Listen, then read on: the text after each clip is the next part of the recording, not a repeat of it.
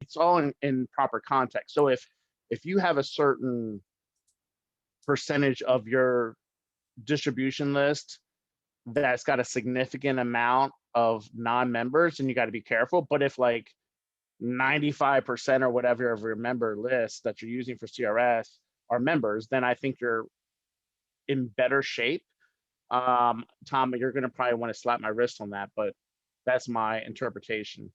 Well, technically, they shouldn't be on our mailings if they're not CRS members or active. So here's an example. So technically, if Bob Ackerman is on your list, which I assume he is, because he's, you know, he's the administrator, the ED, whatever his title is with CRS, Right. he's not a member of the ACRA. So, you know, if Bob wanted to be a super pain in the butt and be like, whoa, I'm offended, I don't like this, I'm not a member, like he could contact the FEC and make a big stink. Bob won't do that, right? But there probably are more people. It's probably still a small amount, but there's probably more people than you realize on that big list that for whatever reason, they're not an ACRA member. And you may assume they are, but maybe they're, you know, a practice manager, you know, who just is really closely aligned and has asked in the past to be on the CRS list so that they're up to date on what's happening with the chapter or whatever it may be. Tom, do you have any input on this? The de minimis exception is an established safe harbor of sorts that the FEC has had. I think like any government agency, it will exercise prosecutorial discretion and prioritize looking at different activities. So if you're uncertain, please reach out to staff. Ted, Melody, Ed, myself, where we're here to work with you and to try to think creatively to see if we can do something to facilitate your objective. It looks like that. Sorry, go ahead. Go ahead. As follow up on that, like recently, Bob sends out the messages for us via CRS. Sure. He sent out one in which he lumped the RADPAC. I mean, I sent this to you, Ted, with other announcements. Is that legal, or should the RADPAC announcement come out separately? Separate blast email. Yeah, I mean, me personally, I feel like it's okay. Tom, I don't know if you feel differently. I feel like it's okay only because CRS is its own entity. It's not, you know, you're not like technically affiliated with the ACR. Now, I don't know what California law is. I don't know what all the other, you know, requirements may be. I personally don't have a problem with it from a federal law compliance issue.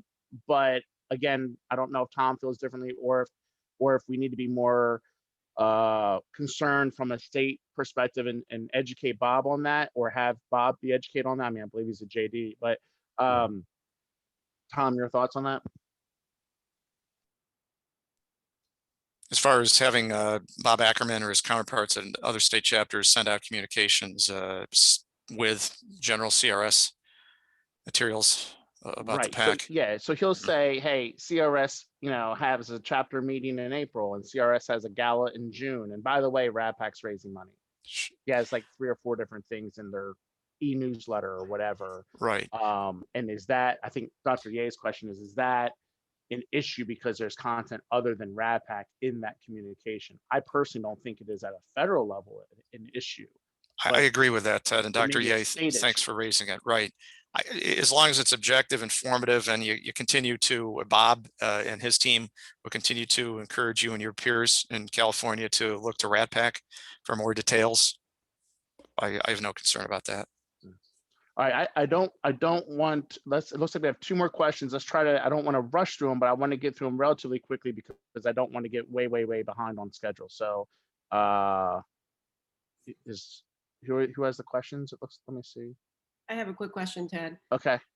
Tom, so technically when we're able to post from our social media accounts, right, we're not directly targeting a group. So we're kind of mass sending out, say, contribute to March chapter challenge. Is that what protects us in that sense? And can there be someone, you know, in social media saying, I'm not an ACRA member, I'm offended by this? Like, is that anything that would happen? Yeah, Doctor, thanks for raising that. The answer is as long as you're communicating that from your own page, that protects you. Could someone raise a concern that she or he's offended by that? I think that's inherent in social media, but to your point, I don't believe that would pose a real risk to the problem. If they've got an issue or don't like the message, well, then perhaps a one-on-one might work in certain situations. The other thing I would strongly encourage as well is that you have two different parts of the equation. You've got, for the solicitation, the content of your tweet or social media message, right? That's kind of one part of it. And then the facilitation of that message to actually making the contribution. And so what I would strongly encourage, if you don't already do, is if you're sending a tweet or any other kind of social media communication out, that you link, when you link to our main website, radpac.org, which has the firewall that they have to log in. And therefore, we're not getting people, you can say, hey, look, we're directing them to a place that they have to demonstrate they're a member to even engage anyway. And I think it's not a huge help, but it could help a little bit. So I think that's something to always keep in mind is you'll see when RADPAC does tweets, we don't do nearly as many as we should. I always do radpac.org and that's it. And that requires them to go to the main page and requires them to log in order to get more information. So that, I think that's really helpful to keep in mind as you're moving forward with the social media stuff. Perfect. Any other questions? Are we good? Sorry, I have one minor question. What about like the scenario where you may solicit, say, in a social media group, say like you're on Facebook and you're on a radiology group and you say RADPAC is that, you know, that group of radiologists are not necessarily all ACRA members. Again, I think as long as you're doing it on your own accord, you're not on a RADPAC Facebook page. We used to have a RADPAC Facebook page. We had a problem. We had to tweak it. I said, let's give it 4 days and see if anyone knows that it's not up there. No one mentioned it, so we just didn't reactivate the page. As long as you're doing it on your own and you know the risks, I think you kind of enter those risks on your own, okay? But as long as it's not on anything that's our source, you're fine. Right. Yes. Thanks, Dr. Chen and Dr. Martin Carreras for your earlier question. Again, that personal position of your own social media platform, it will help a lot. All right, last chance for any more questions. Are we all good? Okay, so what we're going to do is we're going to go into how campaigns work. This is something that came up as Mark Ye and I were talking, Dr. Ye and I were talking, and he thought, you know, looking at foundationally, if we're trying to figure out how campaigns want us to support them, we should probably figure out how campaigns work. I think a lot of people from afar have a general feeling for how campaigns work, but they probably don't understand all the nuances that's involved and how everything really does truly revolve around money. Our kind of very famous radiology candidate, Dr. Farrar, was kind enough. I talk with him still a couple times every month, kind enough to do a video for us. And if there's any questions after the video, send me the questions by email and I will forward to him if I don't answer them myself. But he basically it's about a 35-minute video from a campaign perspective and a candidate perspective, how things really work. And I think I've watched it several times. It's really good. And it's kind of, I feel like a proud dad to see how, from when I first met him, when he wanted to run, to hearing him now talk about his experience as a candidate, it's pretty impressive to see how he's evolved. So I'm going to go ahead and try to share the video.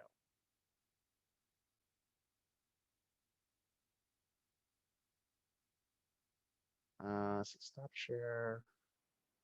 If I pull this off, it'll be a miracle. Hold on.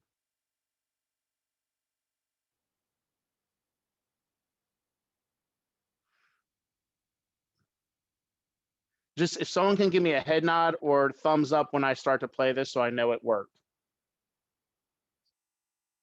Can I get a thumbs up or We don't see it yet, I believe. Okay, hold on.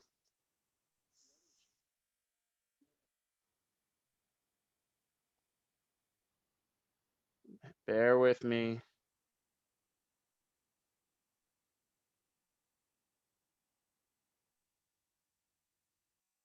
Can you guys hear me? Just if you give me a thumbs up if you can hear me.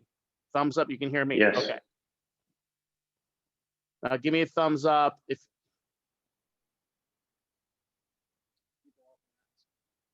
Can you give me a thumbs up or can you not hear? Thumbs down? We can hear you.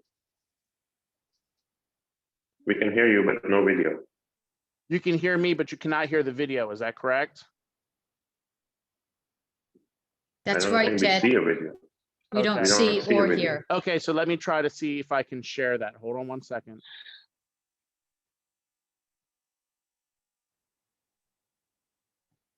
We're gonna try it now. There you Give me a go. thumbs up. Good. Yes, Yep. yes. Can you hear it? No, we can't. hear. No. No, we see it, can't hear it. It's- Ah. Okay, we'll do this. I wonder if it has something to do with the headset you're using, that's kind of where your microphone is. Yeah, let me try to unplug that.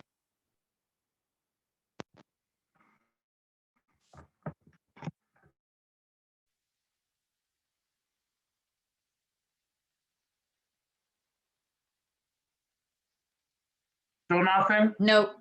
Can you hear me? Yes, you, Yeah. not the video. Okay, so what we'll do is this. If Stacy is on, so we're just gonna flip it and behind the scenes, Melody and I will try to figure out how we use this video. Is that okay? We're gonna flip.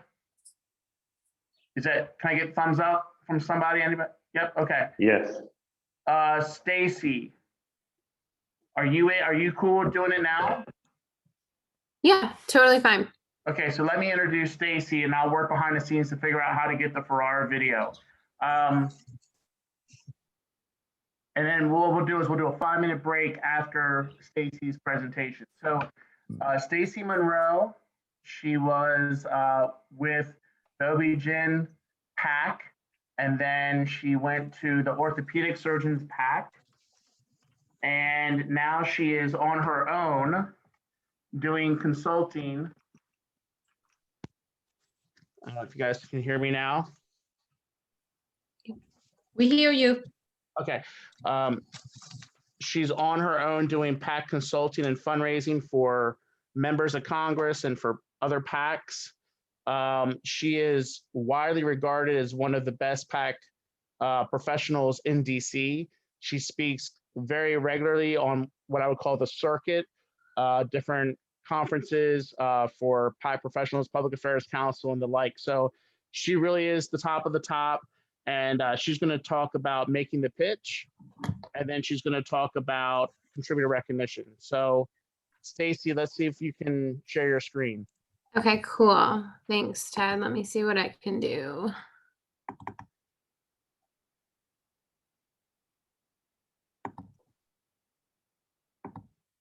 You see it? Yes, we do. Looks good. Okay, awesome. Well, thank you, Ted, for inviting me, and thank you all for joining me today for a couple presentations. As Ted mentioned, I've been in the medical world for a long time. I love the intersection of politics and healthcare. I think it's so important. Radiology PAC is one of the crown jewels, truly, in the medical realm. As you all know, it was already mentioned once today. Ted is incredible. And the interesting thing that I think I've learned about going out on my own is I am fundraising for PACs. I've got many clients through my company AMP, but as Ted mentioned, I'm also working with physicians and other members of Congress. So I kind of walk on both sides of the street. So I can see what's working on the congressional side for fundraising versus what's happening in the PAC world. And so my presentation to you today is a little bit of a blend of what I've seen some really good congressional candidates do, as well as other PAC board members when it comes to fundraising. So we're going to talk about making the pitch. And I think the most important thing when you are thinking about how you're going to go out and fundraise is, what is your style? I wish I could say there's one silver bullet and say, everybody, if you do this, you're going to raise $100,000 for RADPAC. But if it's not your style and it doesn't feel authentic, it's not going to work. So there's certainly a lot of traditional things that we'll talk about that some of you might already be utilizing, but then we'll drill into some of the more untraditional methods that I think the PAC world could really use to catch up, that a lot of the campaigns are utilizing as well. So first, when it comes to making the pitch, the thing that you need to have is your plan. What is it that you're going to do? The thing that's best about fundraising is it's black and white, right? When it comes to lobbying a bill or getting something introduced, there's all sorts of kind of gray metrics out there. With fundraising, it's not. You know, are you going to fundraise and raise $10,000? Are you going to raise $15,000? What are you going to give personally? But when you're setting your goal, you also have to be realistic. Look at your calendar. Look, you guys are all incredibly talented, busy. Sorry. Oh, you know what? Let me actually, that's a good time. Feel free to chime in with questions. I know this is virtual. We wanted to do this in person, but I certainly I don't want to talk at you the whole time. I'd love to talk with you. So feel free to raise your hand, chime in if there's anything as we're talking along, if you have questions. But look, you guys are all really busy. You have a full-time job. You are a radiologist, and I'm sure you serve on all sorts of committees and extracurriculars, and you have children, and you've got church and whatever. I think it's important for you to look at the calendar. What meetings are you going to? What month is a little bit lighter? And just sort of plan soft touches. Okay, I'm going to do this for RADPAC this month, and try to keep yourself accountable. And then also look at what tools might you need, because the one thing that if you're going to a conference and you realize the night before, oh, I could have a table and have forms and have this, and you've missed that opportunity, right? Because TED can't turn it with a 24-hour window. And then your ability to deliver. There are going to be things that come up that happen, so you need to be flexible with that. And again, this is what I talked about at the beginning. It's finding your style. I've worked with so many different PAC boards, and everyone has different personalities. I've listed, certainly not an exhaustive list here, but some of the methods that people do when they're fundraising. And, maybe it's a blend. Maybe you're using 3 or 2 of these techniques, or maybe it's just one thing. I wouldn't say they're necessarily in order of effectiveness, but they kind of are to a certain degree. So I think there's really nothing better than face-to-face, because if you're looking someone in the eye and you're having an honest discussion with them, it's really hard to say no. Dialing for dollars is also really, really successful when it comes to Senate and House campaigns. I have my clients on the phone on average at least, and we're in an off year, at least 2 hours a week. Now that's not going to be realistic for you all, and you're not going to be cold calling people, but you probably are talking to friends. And if you have a conversation at the end, oh, by the way, I'm on the RADPAC board, and I've got my fundraising goal. Would you mind doing X, right?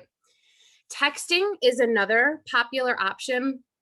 I'm not talking about like a Red Cross text 41444 to this. I'm just saying actually you going through your phone and texting people. I worked with a Georgia chapter, and they would do this infamous New Year's Eve shakedown. And there would be 10 men and women that would split up a list, and they'd go through their phone and they would text everyone and say, let's start the ring in the new year the right way, blah, blah, blah. They had their message, and we would raise a killing. Maybe people were a little inebriated and feeling a little bit more generous. I don't really know, but texting is a really great way, and it gets read. Mail is also really great. I know RADPAC uses this as a tool. But there was one board member that I worked with. He was so busy. I mean, he was a high risk OB, like the only one around for miles and miles and miles. And he was very, very shy. did not feel comfortable asking people, but he had huge name ID.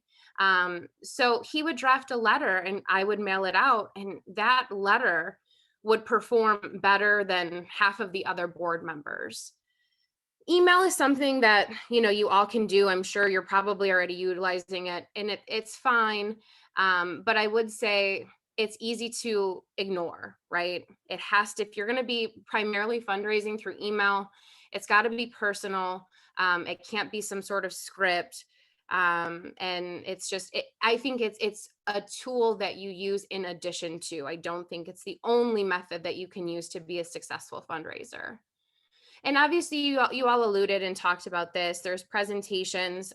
You do have to be careful if you're presenting at a C3. You should be talking about the PAC, but it can be in an educational way. You're not actually making a hard pitch. But if you're at a shareholder meeting or a chapter meeting or C6, talking about the PAC, if there are predominantly radiologist members, it's a great way for you to raise money. I say working the booth. I would say, if you're at an annual meeting, excuse me, I have a hair. So if you're at an annual meeting, I would, if you have time, go hang out with Ted for a half hour or 2 hours. When I'm standing at a booth and I have physicians next to me, I get so much more traffic and we're able to close the deal. Just by having you there, you're credible. People want to hear what's going on and why you're a part of the PAC. Not only that, everybody, right? So I would have one of my board members, she would stand there and hey, Joe, John, Sue, come over here. And man, she was so effective. Every single person that she brought over, none of them had ever given to the PAC before, and she would close the deal. We'll talk a little bit later about hosting a fundraiser.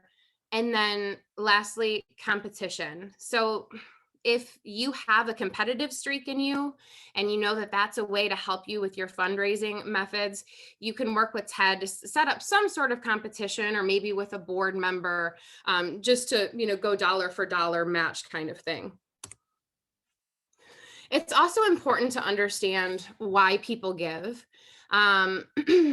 This isn't, again, an exhaustive list. There are a lot of reasons why people give, but I think when it comes to peer-to-peer and you all making the pitch, probably the most important reason why they're going to give is because you asked them, right? But there will be different things that you're going to find out. And as you do more fundraising, you'll kind of get a sense of what makes people tick. So to that degree, you can't have just one blanket message, $1 amount, especially if you're doing peer-to-peer and the face-to-face or texting. You kind of have to meet people where they are. You're not going to always know everything, but you should at least have a baseline sense of where these folks are. A lot of PAC associations, I think, are guilty of this. They'll send out one mailing to their entire solicitable class, and it's got the same dollar amount on it. It's got the same message. And it really should be segmented out, and it should be the same when you're doing peer-to-peer. But not only who are you asking, but why are you asking? Why is this important to them? If you're asking a resident, they don't have a ton of money. They're faced with crippling debt. So it's important to hone in and fine tune your message to them. So, hey, did you know that RADPAC is doing this, and we're working on this student loan bill, and we were successful in getting more residency slots at the end of the year package for GME, right? If you've got someone in private practice, they're probably a little bit more concerned about physician ownership. Maybe it's payment, maybe it's medical liability reform. If you know someone's in academics, they're probably not too concerned about what's happening on the medical liability reform stage, right? So just having a little bit of context and making it relatable to them is really huge. So then beyond that, you're going to need some tools. And this is where I think Ted will come in, and he'll really be able to help you. But figuring out what exactly that it is that you need to be successful. The one thing that you're going to need, no matter what, if it's only this, is data. the one mistake, I had some eager PAC board members go out and do some pushes and some solicitations, and people had already renewed or had already given their gift, and then they get worried that why haven't you received my contribution, or they get a little prickly about it. So you're going to want to make sure that you're going after people that have not yet renewed or have not yet given, or if they've given, but it's significantly less than what they gave before. So I'm sure Ted would be happy to give you some ideas, to give you some lists of people that you could do some reach out to. Call sheets are something that, again, I utilize on the campaign side of things.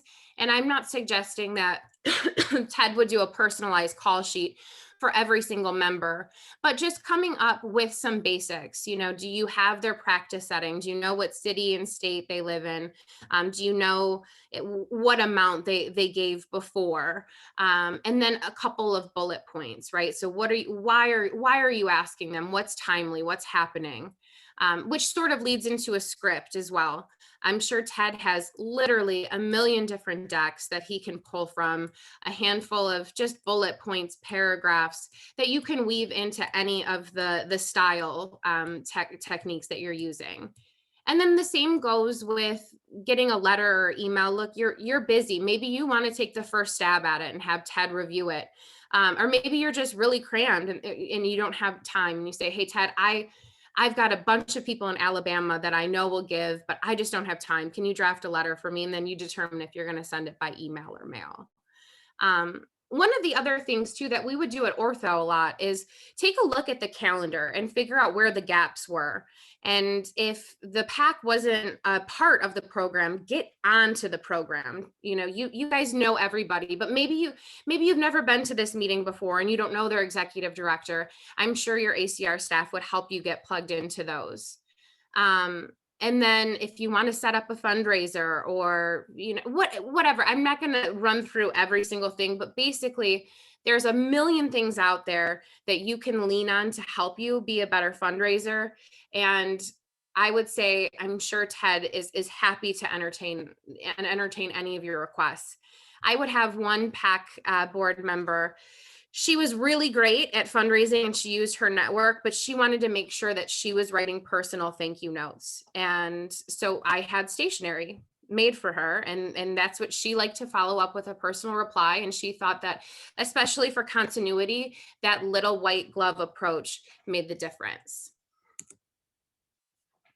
This is, I think, probably my favorite space when it comes to fundraising, especially in the PAC world, because PACs just are traditionally about 20 years behind from where corporate and congressional America is. So there are a lot of tools out there that you can use that'll help you close the deal in an instant. You may not get the legal sign off on all of these, but I have worked with clients in the PAC world for all of these things. So I think just having a handful, 1 to 2 of these options would really help you all. Venmo is something that I just did with a client, and it's wildly popular with the residents. You go somewhere and you have them Venmo RADPAC. PayPal is another really nice tool. So you're directing everyone to go online. I hate pulling out my wallet. I know that sounds like a really first world problem, but typing in your credit card and you get pulled, you get another phone call, something happens and you walk away and you haven't finished the gift, where if you just click the PayPal button, boom, it's done. Again, we talked about text to give. I would say probably about 5 years ago, most PACs were completely priced out from text to give. There was a lot of gouging, the companies would come in and either charge you by every gift or just some ridiculous retainer fee for the year. But now there's a lot of tools out there, especially in the text to give world, that are largely free. For my clients, I have a payment processor that I use, and text to give is just included, and it's a 4% fee. That's what they take, and then everything else is yours. So it's been pretty popular with my clients. And then again, swipers are great, especially if you're attending a meeting. People don't want to write down their credit card. You don't want to send them to a website. They don't oftentimes have a checkbook anymore. We had, when I worked with the OBGYNs, a lot of people that wanted their own personal square. So we did that. We had, I would say, half of the board had a square. Now, there is a little bit of training and compliance issues that you have to have with that. You still have to know what you're doing. You still have to, excuse me, collect their name, the last 4 digits to make sure everything matches. But it's a great way for you to get the gift right then and there. Or sorry, tech contribution.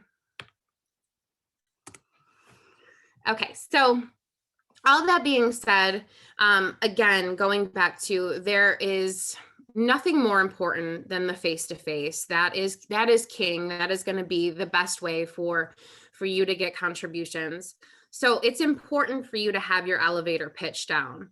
I always tell my clients that it needs to be natural. And you need to be respectful, right? People are busy. And if you're calling them or emailing them or writing them, you have to make sure that, you are lockstep in why this is important. And they're not reading for 3 pages, or you're not talking to them for a half hour when they've got another meeting to go to. So these are just a handful of things that I think is really necessary for every single successful pitch. You being personally invested. Everybody on this Zoom today is giving to RADPAC, but I think it's important that you establish that at the front end. You're giving. Some people like to share how much they're giving. Some people like to say, hey, in my entire career, I have invested X amount into RADPAC. And then have maybe 1 bullet point handy, again, depending on who you're talking to, about what RADPAC has accomplished. And then what's in it for them? So beyond them joining the team and helping advance the profession, is there something cool that's happening? I know Ted does a lot of really fun events throughout the year. And hey, if you give $1,000 today, we've got this really cool Packtoberfest coming up that you'll be invited to, or we have a thank you lunch, or blah, blah, blah. So just letting them know that there's all sorts of activities and things that are happening. So it's not just a one and done. And then you're going to want to make sure you have a dollar ask. The one thing that a lot of physicians get a little bit queasy about is giving a dollar amount. And they'll just say, can you support? But you're leaving money on the table. If it's too much, they'll tell you, you're not going to want to blow it out the water and ask a prospect for $5,000, right? But you're going to want to give them a ballpark. Hey, I give $1,000 every year. If this person has been in practice for about the same amount of years as you have, then they can probably pony up $1,000 too. So say match me, or whatever that dollar amount might be. And then the most important part is the close. They say yes. Now what do they do?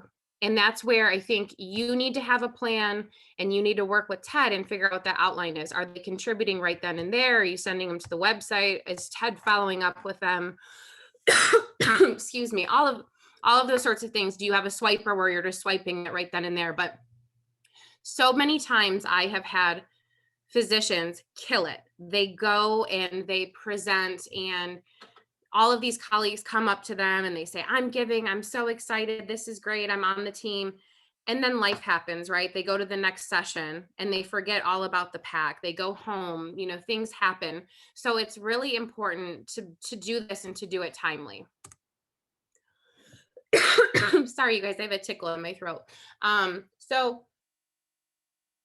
the other thing to be thinking about too is you have your core group, right? You're going to be asking your friends, this is who you're going out, this is who you're going after, this is who you traditionally do. But you've got a finite amount of people in your solicitable class. There might be times when you want to give your current list a break and go to someone different. So I think there's a lot of other options out there for you. I've helped some PAC board members do alumni events where they're fundraising for the PAC, which has been really fun. Again, practice setting, going by people after people by their practice setting is huge. You guys were talking already about the extracurricular. It sounds great that you're doing things on the social platforms. Love that. I'll talk about corporate next, but then I think this is probably the most advanced. I call it the 301, is hosting an event in your house. I think a lot of people, when they think about hosting an event, only think about that for a member of Congress. But that is not the only thing that you can do. You could certainly host an event for RADPAC at your home.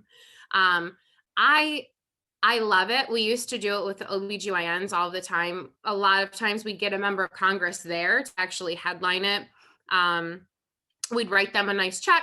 They'd come in, they'd present, and then, you know, you've got a board member who's got a really nice cheese tray out and wine tray out, and it works. People are nosy too, right? They want to see your house. They want to see what's going on. They want to see people at this point. So when things are safe again and you can start having events, that's something that not a lot of PACs do that I think works. One other thing that we would do with ortho is when we were doing resident pushes, if we got 100% program buy-in, we would throw a pizza and beer party across the street, right? And so everybody who gave to the PAC, it was just kind of a fun, cheap, social way to thank them and get them in. So corporate fundraising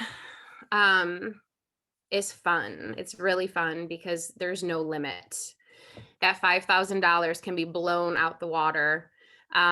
You can get some of these big groups to actually buy in and give serious dollar amounts. So Ted already told you what the difference is between hard and soft dollars. And when we were at Ortho, we decided that if we created an actual program and had so in this, actually, Ted, in this regard, you do want to call it donations on the corporate side, contribution on the hard side, donation side on the corporate side. I don't know why, but we had an FEC lawyer tell us that.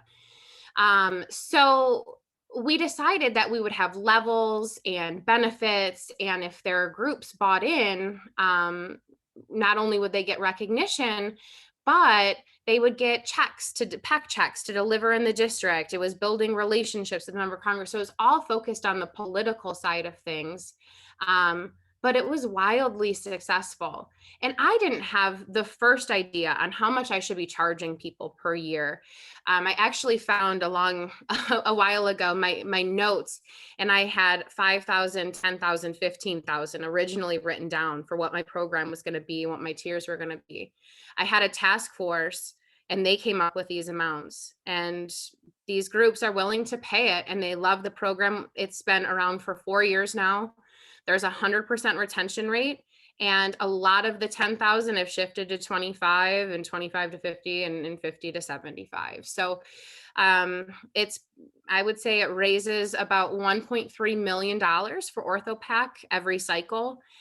And even though it is soft money, it has created so much extra cash on the hard dollar side of things. So if you're shifting over all of your independent expenditures, they used to spend, you know, between $250,000 to $500,000 each election cycle, and now they can use their soft money to do that. And so that frees up $500,000 for direct candidate contributions, which, you know, that goes a long way. And now they're participating in all of these state groups, RGA, DGA, DAGA, which just expands their political footprint, you know, huge, immensely. And I would say this, the reason why it worked is because it was peer-to-peer, right? So we had folks sitting down, we had our PAC board talking about this program. And, you know, maybe this isn't something that RADPAC does, but it just shows you that there's a lot of money out there from these groups. And if you are fundraising and they say, oh, well, you know, I've got a private practice and there's 50 folks in it, can I give you a corporate check? Yes, you can. And well, how much? Well, how about $50,000, $1,000 per person, right? So I just think it's important for you all to know that this kind of stuff exists, and it's perfectly permissible. And then be prepared for the no. Ted, do you have a PAC excuses or some sort of document that you have for them created?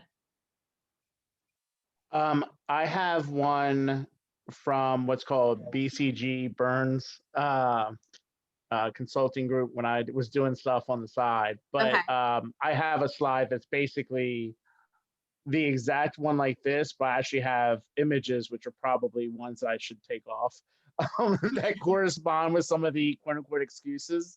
But yeah, I have something similar. This is really important because it's super easy if you're not prepared to respond to these excuses or comments to just be thrown away pretty much, and to not be able to push. And so this is a great slide. Yeah, and I would say share with Ted too what you're hearing, because there's a lot of commonalities. And so if you're hearing something, he can always tweak and update this so everybody's prepared.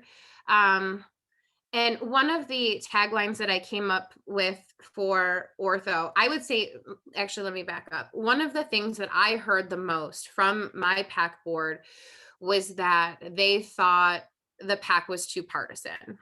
And I think that probably happens in radiology, right? Because it's just in any PAC world, being bipartisan is tough, and people have their perceptions. They saw that you give to Pelosi, so now you're a Democrat PAC, or they saw you supported McConnell, so now you're a Republican PAC. So we used to say that you can't spell orthopedics without an R, D, or I. And it also works for radiology, Ted. There happens to be an R, a D, and an I in radiology. So you Love can it. just remind people you can't spell it without those 3 letters. Love it.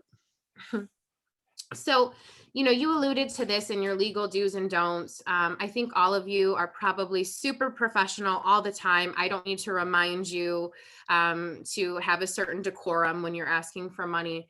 But I would say, and I'm sure you're all here, so you all are very passionate, but persistent too. So you are going to get told no. There are going to be times where you wear down on people. They might buy in, start at $25, then the next year you get them to $100. It's all about those 3 Ps. And the thing about it, maybe Dr. Bello does like asking for money, because I'm picking up on some vibes there, but I don't think anyone wakes up in the morning and is like, you know what? Yes, I can't wait to ask my colleagues to give me $1,000.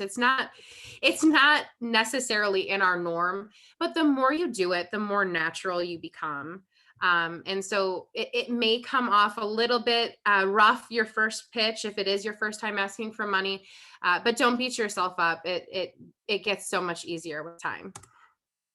So with that, similar to you can't spell radiology without a R, D, or I, my firm goes with the lion because I am also bipartisan, and I have a lot of PAC pride.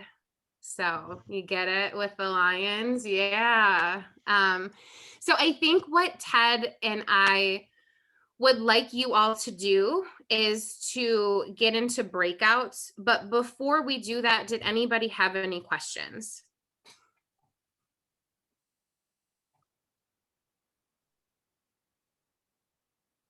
Dr. Bello?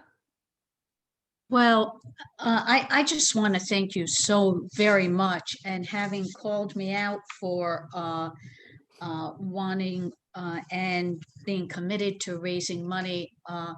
I presume that we've had you already Venmo or Zelle today for RADPAC.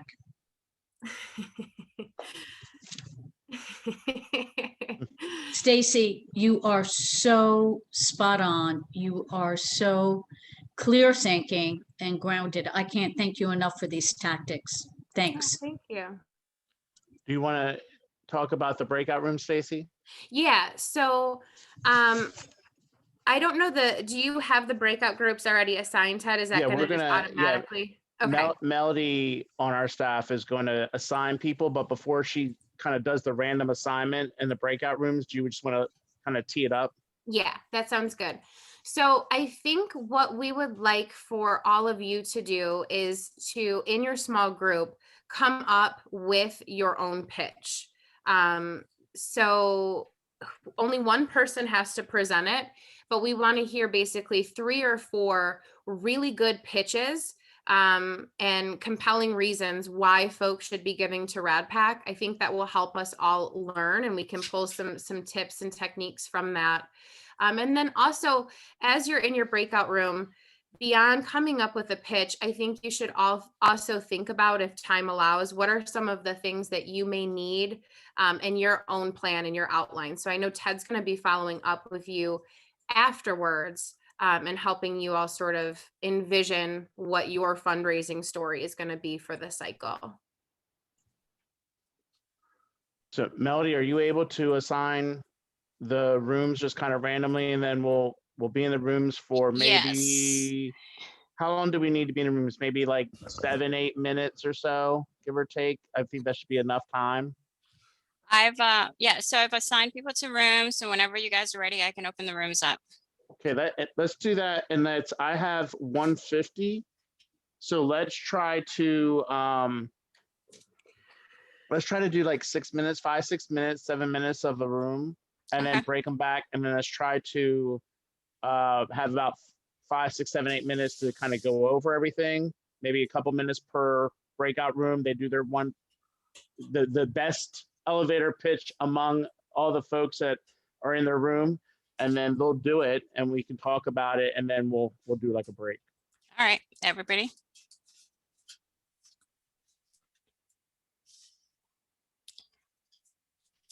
So the only ones left in here, Ted, should be you, Ed, Stacy, Tom, and me. Did you want me to add us to a room in particular, just to listen in? Stacy, can you hear me? Yeah. Do you want to just hang out with us, or do you think we should be assigned to a room to kind of like pop in and hear, or is it better if we're not? I would say, included? yeah, I think that's more of a you question. You know your folks better. Would they feel more comfortable having a staffer in the room if they have questions on what they're supposed to do? Or do you think they will feel more comfortable kind of getting in and digging in and doing their own thing without staff listening? You know what? Let's let them fend for themselves. Let's Okay. just kind of see how they do without the hand holding. Okay. Do they have, when they're in their breakout rooms, do they have the ability though, if they have a question, that they can chat us?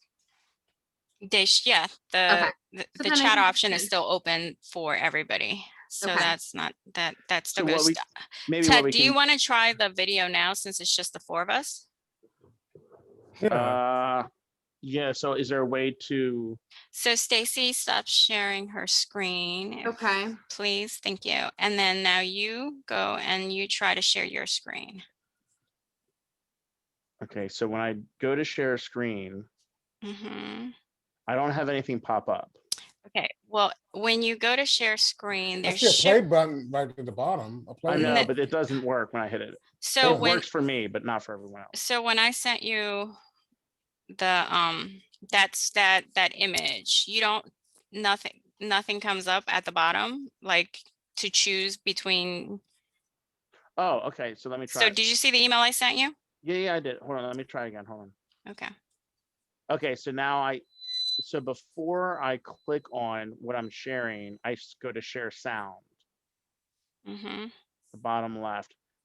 All right, let me try now. Okay, so now are we the only ones who would hear Yeah, this? we're the only ones that can hear this right now. All right, let me try to play it and you guys tell me. People often ask, I hear it. I hear it. Good thing about being an outsider. But Can you then hear it, it's like, Stacy? how do you get a team together? Yep, everybody Who is hears this? it. There we go. You got it. Money. Okay, so now I know how to do it. Okay. And we can do it. People often ask, Oops. That how long were you going to play, Dr. Farr's video? Well, his video is like 48 minutes, but I'm going to start it at the 10-minute mark. His first 10 minutes are good, but not really relevant as much to what we're doing than the back end. So. And then just so that we sent them to the breakout rooms at 51. Okay. And we're gonna give them, you said 6-7 minutes. Yeah, I think that's because if they get too long, then they just kind of ramble and ramble. Yeah. And then I'll bring everybody back.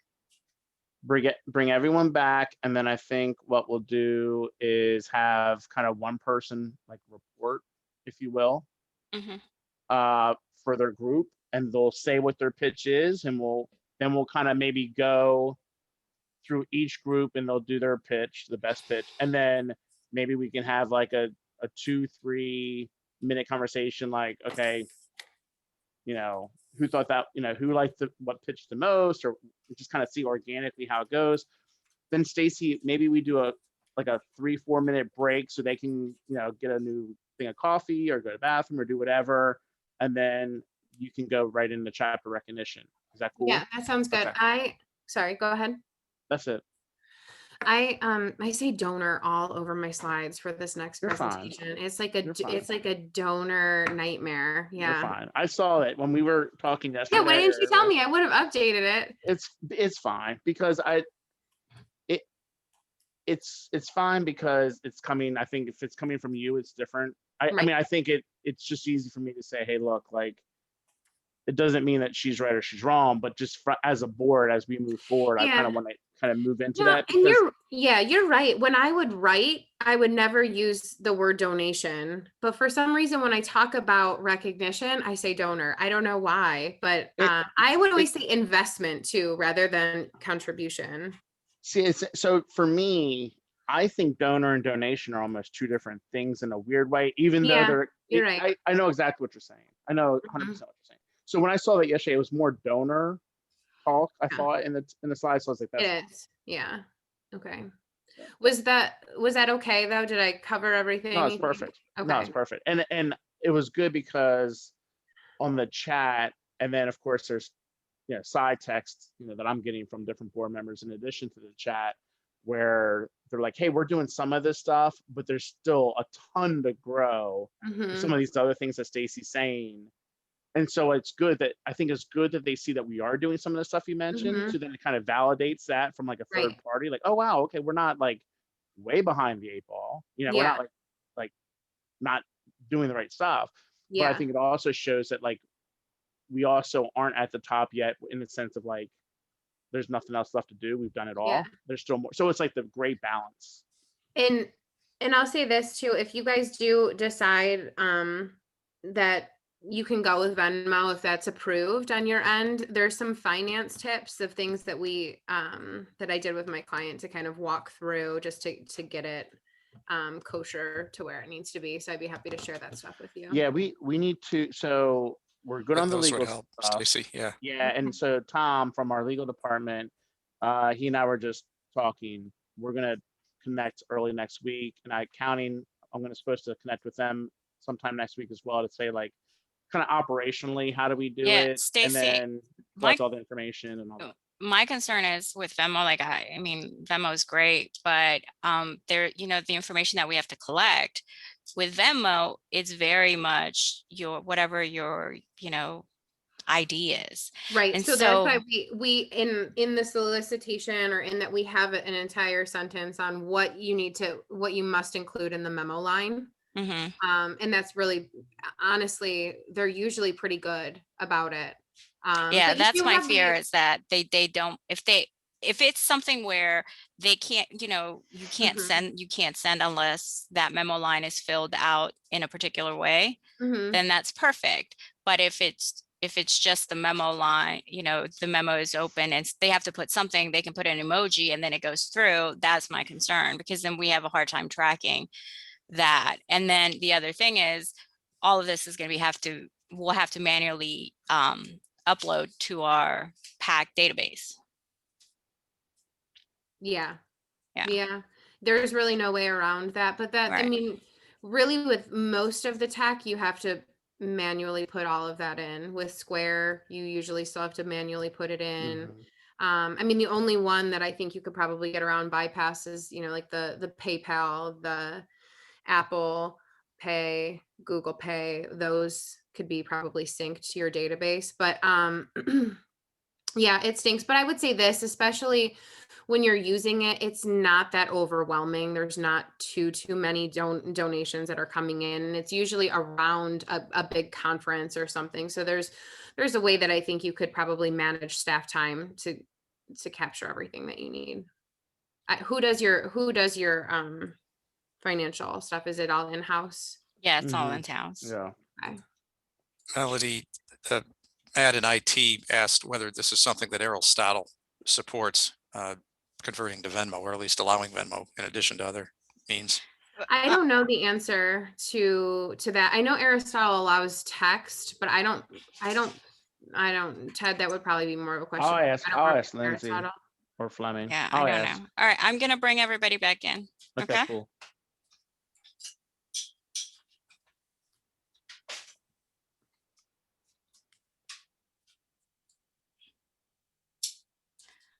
So.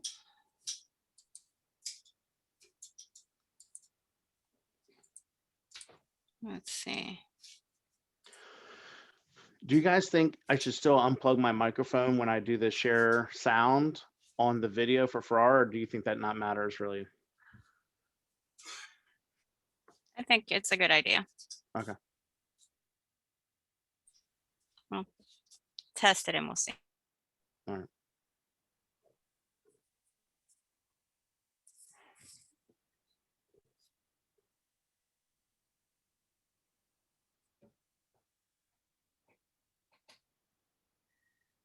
Is everybody back?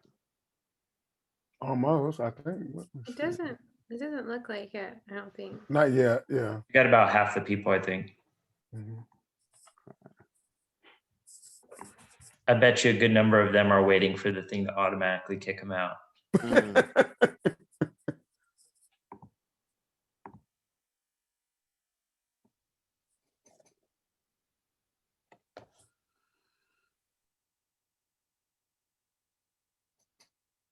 Oh, there we go. The rooms are going to close in 35 seconds. There's Dr. Conyers in her movie theater. Just chilling. I like your background. Yeah, that's nice. 1, 2, 3, 4, 5. Ted, is Steve going to run again? So Steve and I talk a lot. He has a lot of ideas and interests. He won't do anything until his son graduates. He missed his daughter's high school, mostly being in Arizona and running because they live in DC area. So he doesn't want to do that again with his son, John. His son, John's a junior. So I think he wants to first look at the congressional districts after, the census and kind of determine, like Arizona's going to get a new congressional district. Where is that? What does it look like? Who's lining up for it? Kind of all those things. I think if he were to run again, it'd probably be Arizona because he did have so much earned media and paid media. He'd hate to start over in a new area. I think let's put it this way. Every time I talk to Steve, he's more interested in running, and the conversation is more about running than it is from the previous conversations. So it used to be like he and I would talk, and 90% of our conversation was not about political stuff. And I would say now it's like 50-50. So like there's clearly like a trend going. So we'll see. I mean, he's still a young enough guy. I think I think he'll probably try to run again. And we'll do some things different. And we learned some really good. and he's doing great right now. Anyway, I mean, I had dinner with him last night actually, and people should know he's leading the local DC, Virginia, Maryland region of the Department of Defense, overseeing healthcare broadly. I mean, he's really doing a great service, and is also somewhat limited then in how he can engage. He can't really go around giving talks because of that. So. I think what we'll do, and then we'll get off this aside, but it is interesting. I think once we kind of get back into a normal, non-obsessed COVID situation and we're able to interact and travel more freely and all those types of things, hopefully, what we've talked about doing with him in the past is creating a veteran group organization in Arizona, which obviously is something passionate to him. And then that's a great way for him to have an excuse to go out there maybe once a month and kind of do some events and have some visibility in a community and do some stuff that's good and positive in the community, and then build off of that, I think is kind of how we would transition. And so I can see that happening in the next year, like 2022 or something, and then slow roll it. And then by 2024, 2026, I can see, him running based off time and everything. All right. So what we're going to do is we're going to have hopefully one person from each group communicate which elevator speech from their specific group was kind of like the consensus one. And then once we go through, Melody, how many breakout rooms were there? 3, 4? We had 4. 4? Okay, so once we get through 4 different quote unquote elevator pitches that everyone will share, then we'll have maybe a 2-3 minute discussion about that. 4-minute discussion, and then we'll do like a quick 4 or 5 minute break. You guys can get a quick bite to eat, bathroom break, whatever you need, and then we'll be able to go to the second part of Stacy's presentation, talking about contributor recognition. So who wants to go first on behalf of their group? I can go, Ted. Okay, go ahead. Okay, so I was in a group with Michael and Melissa. So we want to talk about giving to RADPAC from the perspective of a private practice radiologist. Now, we think about RADPAC as our voice on the hill for us, working hard so that we can continue to do what we do, which is patient care. And a lot of people think about giving to RADPAC as thinking about just our salaries, things like that. But another important thing that we have to think about is that RADPAC helps us to ensure that we can continue to serve the communities that we want to serve. And in the private practice setting, that includes rural, underserved areas. And that's something that individuals can be very challenging for us. So RADPAC does that for us so that we can keep caring for our patients. It's good. I like it. Very good. Anyone else want to volunteer for their group? I'll go for my group if you'd like. All right, Dr. Scanlon. Alrighty, so I want you to contribute to RADPAC. Why? The return on investment is enormous. RADPAC brought the EMA cuts down to 4% from 10%. That's $15,000 in your pockets. Why to give? Because we want to win March Madness, and you don't want to miss the gala on May 18th. $500 over the next 10 months, you get to go, you get your own bucket of booze, and you're going to make drinks and then go to the Spy Museum. It's going to be fun. And that's why Pennsylvania has a good percent of contributors every year. Never 20%, never made that yet. You're so close every year. That's very good. I like the ROI. I think the ROI is really important, particularly for private practice. But the other thing I'll mention, just as a quick note, is the very specific ROI. When you're talking about dollars, it makes it sound more real. And so I think that's super effective when you're saying, this percent cut, that percent cut, this much amount of money back in your pocket. I think that makes it very hard for someone to say, no, I don't want to give, when you just say, well, we just saved you $15,000 in cuts. You can afford, $100 or whatever. So that's very good. Next, and it really resonates with people when you tell them, if you don't want to contribute, you can always give that back. Right. I wish it was that easy, but I like it. I mean, trust me, on Twitter, when I'm getting crushed and beat up by people who aren't even, half of them aren't even radiologists, but those who especially are radiologists, I'm like, yeah, you throw us under the bus, but you're not like returning the money that you are now having because of what we've done for, on behalf of radiology. But anyway, so who's the next spokesperson for the next group? I'll go next. So, okay. We discussed about basically that we are pro radiology. We are not partisan. We don't get involved with presidential politics. We focus on the congressional races. And, to echo what Dr. Scanlon said, it was also mentioned in our discussion that there's a significant ROI of 15,000 per radiologist, and other victories such as MPPR, the PALS legislation, supporting mammography, and also that the specialty is under the threat of provider and payer consolidation from hospitals. So we're a Big Ten specialty. The business models keep evolving, academics, private practice, venture financed groups, etc., the hospital employed model. But as a whole, the specialty is under this common thread. And so we have to keep banding together and invest in RADPAC. And I like the word of investor more than even contributor. So we can debate about that, to support RADPAC. And also, I think there was a point made about rural areas need our support. So Amy specifically made the point that we have to tailor the messaging and the pitch to the audience. So if you're talking to someone in private practice, you focus on that. You focus on, academics. If you can know your audience better, that's good. If you're approaching a large group like I have to, then you have to have kind of a big tent philosophy. So it's good to support both rural areas and the urban markets. Very good.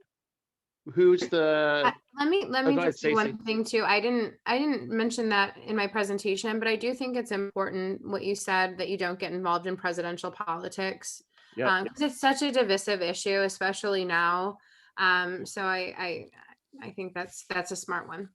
Yeah, I think that's the one that people relate to, because everyone understands and knows that. I mean, I can't tell you how many times I've talked to radiologists and they said, well, my congressman is so-and-so and it's a senator. Like, it's just everyone knows who the presidential candidates are. Everyone knows that the House and Senate's a little bit more tricky and all that. The other thing I'll say, and I've said this many, many times, I say, look, we don't get involved in presidential. We did not get involved in Mitt Romney's race, and his son is a radiologist. So if we're not getting involved in that race, we're not getting involved in any races. And I think people can understand and relate to that. And then there's one more group, I think. Yeah, Yes, it's group number 2, and I would like to introduce this group as saving the best until last. Michael, go right away. Oh, great. Thank you for lowering everyone's expectations. Yes, I was in a group with Dr. Bello, Teresa, and Dr. Siebert. And because I was lucky enough to have people more organized than me in my group, we broke it down into the sections that Stacey mentioned, which is why you give our accomplishments, what's in it for them, and how much. So I think to start with why we give, it's because RADPAC protects, advocates, and secures our specialty on a fundamental level. I think because we had 2 resident members in our group, we think for communication with residents, messaging to residents specifically, we mentioned that we wanted to emphasize that it's a personal decision based on their particular situation, but what we wanted to do was really reinforce that mindset and that habit of giving. We're not expecting them to carry RADPAC financially, but to get into that mindset is really important for later when they are able to give more and to just feel like they're get into the habit of feeling like they're part of the goings on and contributing. As other presenters have mentioned, we have a great opportunity to leverage recent accomplishments such as E&M billing, which I mean, I think it was hundreds of millions of dollars over however many years that we're saving.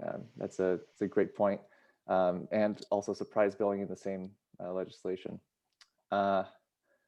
As far as what's in it for them, something I always like to say is that, you know, if you're early on in training, you have better ROI. Sometimes it's, you know, I try not to say it in such a stark way, but in principle, it's definitely true. And somebody else in the group mentioned that it gives you a presence in the society. I don't know what goes on in the back rooms, but if residents are interested in the Rutherford Fellowship, who knows, you know, maybe that's why I was lucky enough to be a fellow, is because I was extra liberal with the contributions. And as far as how much, I think for residents, we agreed that no contribution is too small. For attendings, the number that was thrown out there was $550, which I guess that must be nice. When you become an attending, I guess that's a check you can write without much thought. So You could also write it now, Mike. No problem. So those are good. Some things that come to mind, 3 things that I think having a specific dollar ask is important, but being flexible with it, I think is also important for people to feel like it's digestible. So a lot of times you'll see, so for instance, we're doing March Chapter Challenge. And it's interesting when we see anytime someone contributes online, I get an email and I know exactly who just did what. And so what we did is we said, okay, you can give any amount. There's no minimum amount in order to get quote unquote points for your chapter, as you all know how this works. But we added this year, hey, if you do $21 a month between now and throughout the end of the year, you get 3 points instead of 1 point. Well, we can say $210, right? But that sounds way more than $21 a month. And so I think if you say $550 or $500 for an attending, I would say $50 a month. That to them seems way more digestible. Just on the whole. If you think of all the other ways that you guys may spend $50 a month, it's to invest it in your practices and your profession is really not much to ask. 500, it shouldn't be a tough ask, but it just sounds like a bigger number. The other thing I think is really, really important, and I talk about this a lot when I do presentations, is, and I like to think it hits home, and maybe it doesn't. This is why this is educational for me to say this to you all and get your feedback. Remember, there are 535 members of Congress. Stacy, there's what, maybe 30 with a healthcare background. And by healthcare background, I'm not talking MDs. I'm talking MD, non-MD.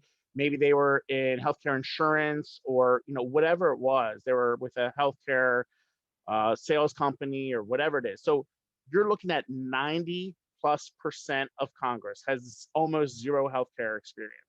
So when you contribute to RADPAC, that enables them to have the funds to educate these members of Congress, 90% of whom have no information about healthcare, other than, like I would say, Obamacare good, Obamacare bad, you know, single payer good, single payer bad. But other than that, I mean, we all know how complicated healthcare is. Imagine if you're a member of Congress and you were a lawyer or you were a real estate agent or whatever you were, you have no clue. You have staff. But so when you tell your colleagues, hey, look, a lot of people in Congress, they're making decisions on healthcare and they really don't have as much education as we would like for them to have on the issue. You invest in RADPAC, you're allowing RADPAC to educate them on these decisions so they're better decisions.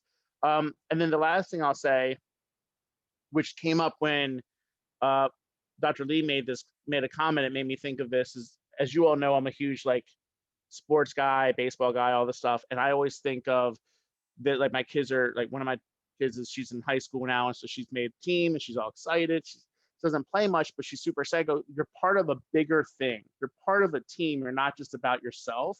And I think sometimes if you can figure out a way to weave that into your pitch, that by doing this, you don't have to carry RADPAC by just your only contribution. Like you're making a contribution to your team, and this team will enable us as a profession to be able to have success in the future. I think that's really kind of a cool way to look at it. Stacy, do you have any other feedback for the different pitches we heard?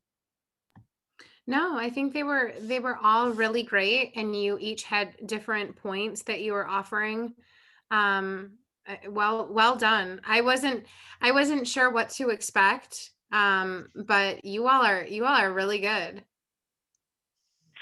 So Ted, this is Howard. A couple of questions. Number one, I really like the idea of the team concept. That's one thing that, you know, trying that out and saying, you know, join our team, be part of our team, be part of the RADPAC team. I think that's a great idea.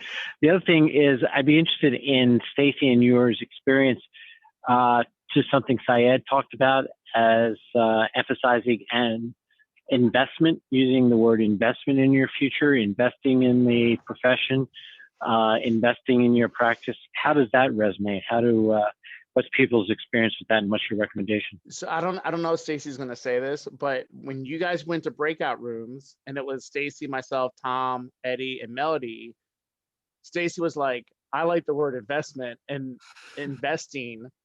And then so when that came up, I was sitting there thinking, oh, Stacy's going to love this. Like, it's not something we've never really done, but the more I hear it, it's like, you know, I think of it not just like investment, like financial. I think you're emotionally invested. Like there's a lot of pros about being invested, right? Like Farrar and I used to talk, and you guys are tired of hearing me talk about Farrar, but when he ran his campaign, the constant thing that we always talked about was, are you interested or are you committed? Are you interested or are you invested? And so Steve Farrar would make hours of calls, like Stacy mentioned. These candidates are constantly making hours and hours of calls. And everyone's like, oh, Dr. Farrar, you have a great story. I'm so interested in your candidacy. And he would hang up the phone. He would tell me that. And I'm like, they're not going to give. They're just not, they're interested, but they're not committed. They're not invested. But when you get them committed and invested, that's a vote. Like that's a guaranteed vote for you. So I love the concept. What do you think, Stacy? Yeah, we rolled it out, I want to say 3 or 4 years ago at OrthoPAC. We scrubbed our language and pretty much just used investment. And it was kind of interesting. I think people connect to that that word a lot more. But one thing that you could do if you're curious, and I would do this with all of my mailings. If you're going to do a hard mail, you could test it. And you could use your usual words and then try investment and see which letter performs better. If they perform about the same, it might not be worth a huge overhaul and say everybody has to use this. This is what we're doing. But that's what we did with ortho. We would do a lot of A/B testing, figuring out what are they responding to better. And then the next year move forward and just, mail everybody with that language. Sorry, if I can just share something quickly. I've gotten the feedback before when I've used the word investment that it can come off as somewhat like cynical, that, that's all RADPAC is about. That's all we're about, is just getting a return on investment. So that's why I think Ted's distinction between an emotional investment and a monetary investment, or at least keeping it vague, that it can be helpful so you don't kind of run into that sort of pushback. And again, that could be something where the audience you're talking to, right? I mean, you may want to use that term more proactively with some groups than with other groups. Some groups may care more. I mean, I've heard it from a lot of our contributors and a lot of our board members who say, it doesn't always have to be about legislative policy that impacts the pocketbook. It can be just access to care. It could be like just better kind of like white hat type of good clinical practice policy. And so I think to your point, Michael, there's also that association investment money, and we're thinking about that from a legislative side too. And there's more to it than just that, like MAMO and all kinds of other great things that the college works on from an advocacy perspective. Why don't we do this? Why don't we take about a 4 or 5 minute break, give you guys a quick little opportunity to refresh. We'll come back at let's say right before 2:30. I'd like to start at 2:30 on the next one at the latest. So that's like a 7-minute break. And then Stacy will get into contributor recognition. Is that good for everybody? Okay. Thank you.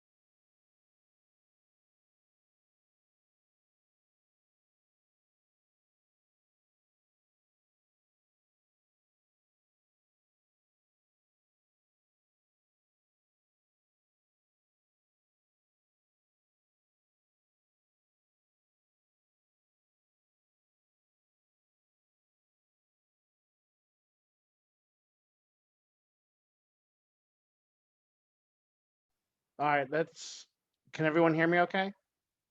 Okay, so let's go ahead and get started. There's some folks who have their video off, and so I don't know if they're doing things like eating, drinking, other stuff, or if they're away from their desk, but I don't want to stray too far from our time and our agenda. So I also want to be respectful of Stacy's time for doing this on a Saturday. I appreciate it with all the things her schedule includes on a weekend, which is pretty crazy these days. So Stacy, why don't I turn it over to you for contributor recognition?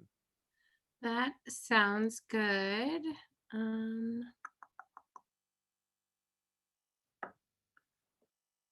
know where it is.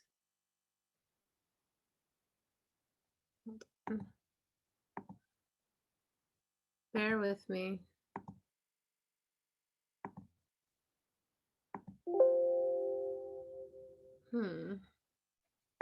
It's not popping up as an option.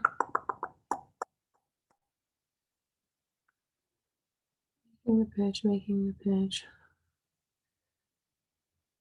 Let me try to, sorry, Ted, let me just try to share it again. It's just not coming up. Got it. All right, can everyone see it? Okay, good. Looks good. All right, so the one thing that Ted and I chatted about also while you were in your breakouts is I use the word donor here and there. So, scrub it. But I'm not using it in a donation term. I'm just talking about basically a club or a level and what your contribution program looks like. So I think obviously donor recognition and benefits are very important. They've always been important, but I think they've never been more important than now. This is something that we talked about when we were making the pitch. We're in this hyper partisan world. Not only that, but we're living in a pandemic. Physician payments are sometimes on the chopping block more often than what we would like. And there's a lot of competition out there, right? I mean, there's foundations and not to mention the congressional game has gotten much better. What Senate races and House races now have to raise is nauseating, and they've done a better job at reaching out and getting people to give directly. So I think it really is important that you have a white glove strategy for your contributors. But it also has to fit in with your budget. That's the tricky thing too. You don't want, if someone gives $500, to spend $400 on rewarding them for being a part of the team. So we'll talk about some of the options. And again, I think some of these things you all already are doing, but I have a couple new ideas. And, certainly, again, we want this to be interactive. So I hope that this gets you all thinking and we can come up with more ideas than just what I'm suggesting. So where to start?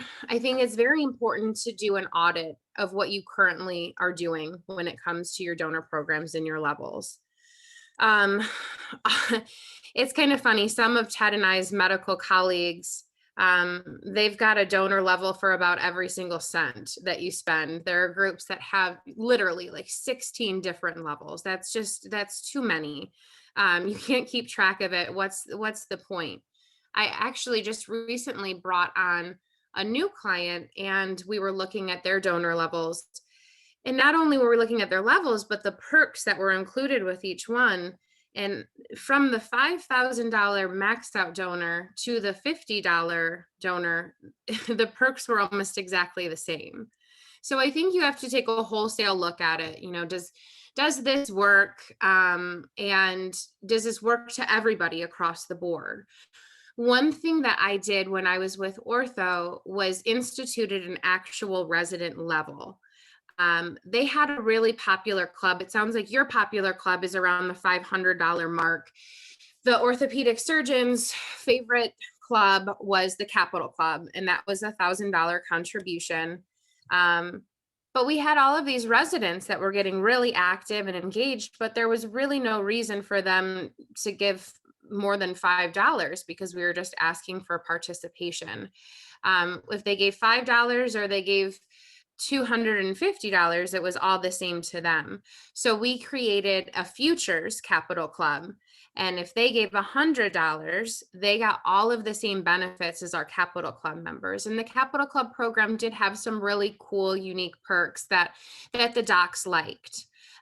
So our first year that we unveiled it, we did it in conjunction with our fly-in, and we had about 12 residents that opted into the Futures Capital Club.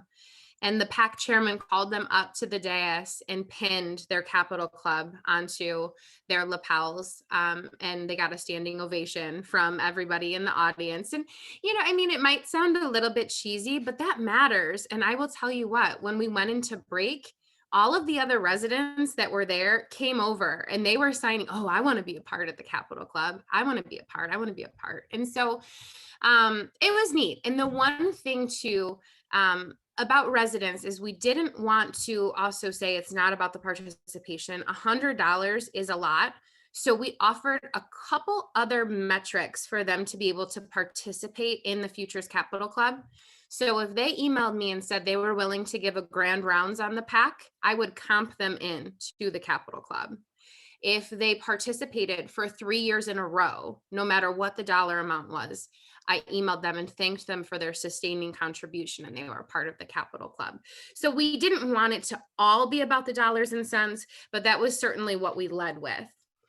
The other thing that we did that was kind of interesting with our donor perks is we started mailing out a black card to the Capital Club members. This is what you see right here.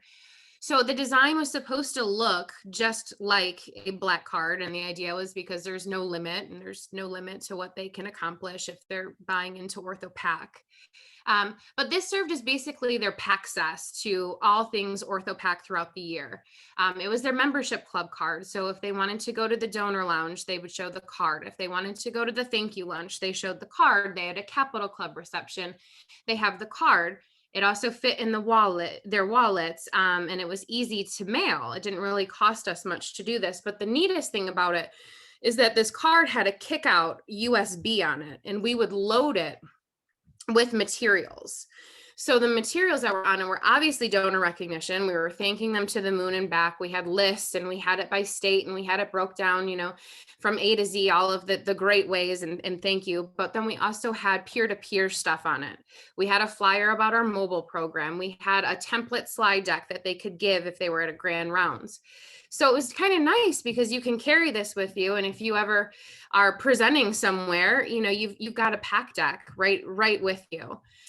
But I will say this too, we ran this program for about 3 years. And I thought at the end of it, okay, this has run its course. It was wildly popular. We won an award at the Public Affairs Council for the innovation of it. But we want to roll something new out every 3 to 4 years. So then we had a new campaign that we rolled out.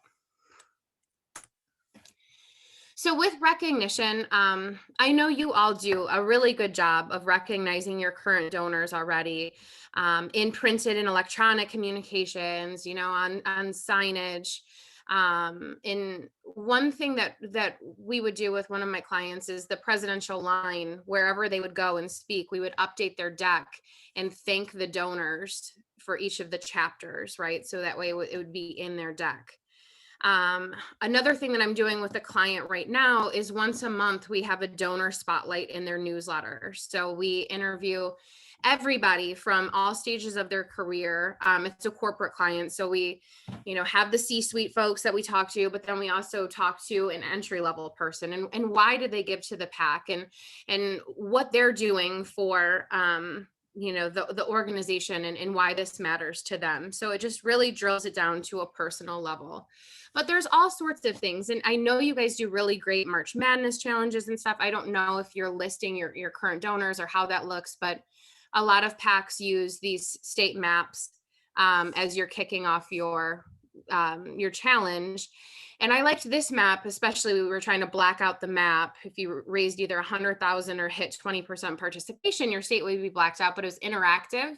You could roll over it and click on each state, and then you would see who was giving and at what level. And folks really seem to like that. So, we talked about how things changed a little bit with the pandemic, and there's nothing really in person happening. At least for now, maybe things will be back to normal end of Q2, Q3. So this obviously affects your fundraising strategy and your peer-to-peer efforts, because there's so much done face-to-face, but it also really blows up your donor recognition as well. So if you think about it, you're going to all of these meetings, and this is where you've got your signage up, you've got your reader boards, you've got a thermometer, you've got, all of these cool things, not to mention what so many people love is that pack swag. What are they walking away with? What kind of tchotchke do you have? What's the giveaway? What's the, the cool fun thing? And it also helps you get your branding out. So now what do we do? And I will say this, even when things do go back to in person, I just think virtual integration is going to be very important in any donor recognition program, because there's still going to be virtual tracks, and a lot of these meetings probably won't get the numbers that they used to get. They'll have a virtual track for people, and let's face it, the numbers for annual meetings and chapter meetings just continually seem to get smaller and smaller, because they can go online and get their CME and do all of those things. So there's a lot of groups that have popped up, and you can do everything virtually. Paybe is, you can do a black tie gala virtually, which I personally don't want to get into a tuxedo or a formal gown and stare at my computer, but I guess some people are. Obviously trivia and cooking. Stage, it's really fun. Phil Rowe actually did this as a donor thank you, where you have a band, you get a code and you have a band playing, and you can just kind of listen to music in the background. So there's all sorts of fun options out there. I'm not going to go through all of them, but one thing that I thought might be kind of fun for you that we just did for another client that was really popular is, I think you all have a cup challenge. Ted was talking about there's a chapter challenge, and whoever has the best participation or raises the most gets the cup. But again, what do you do if there's no face-to-face opportunities? So I was thinking you guys could actually give a cup or put a cup on a cup to everybody that won, and then you could do somewhat of a virtual tasting style event.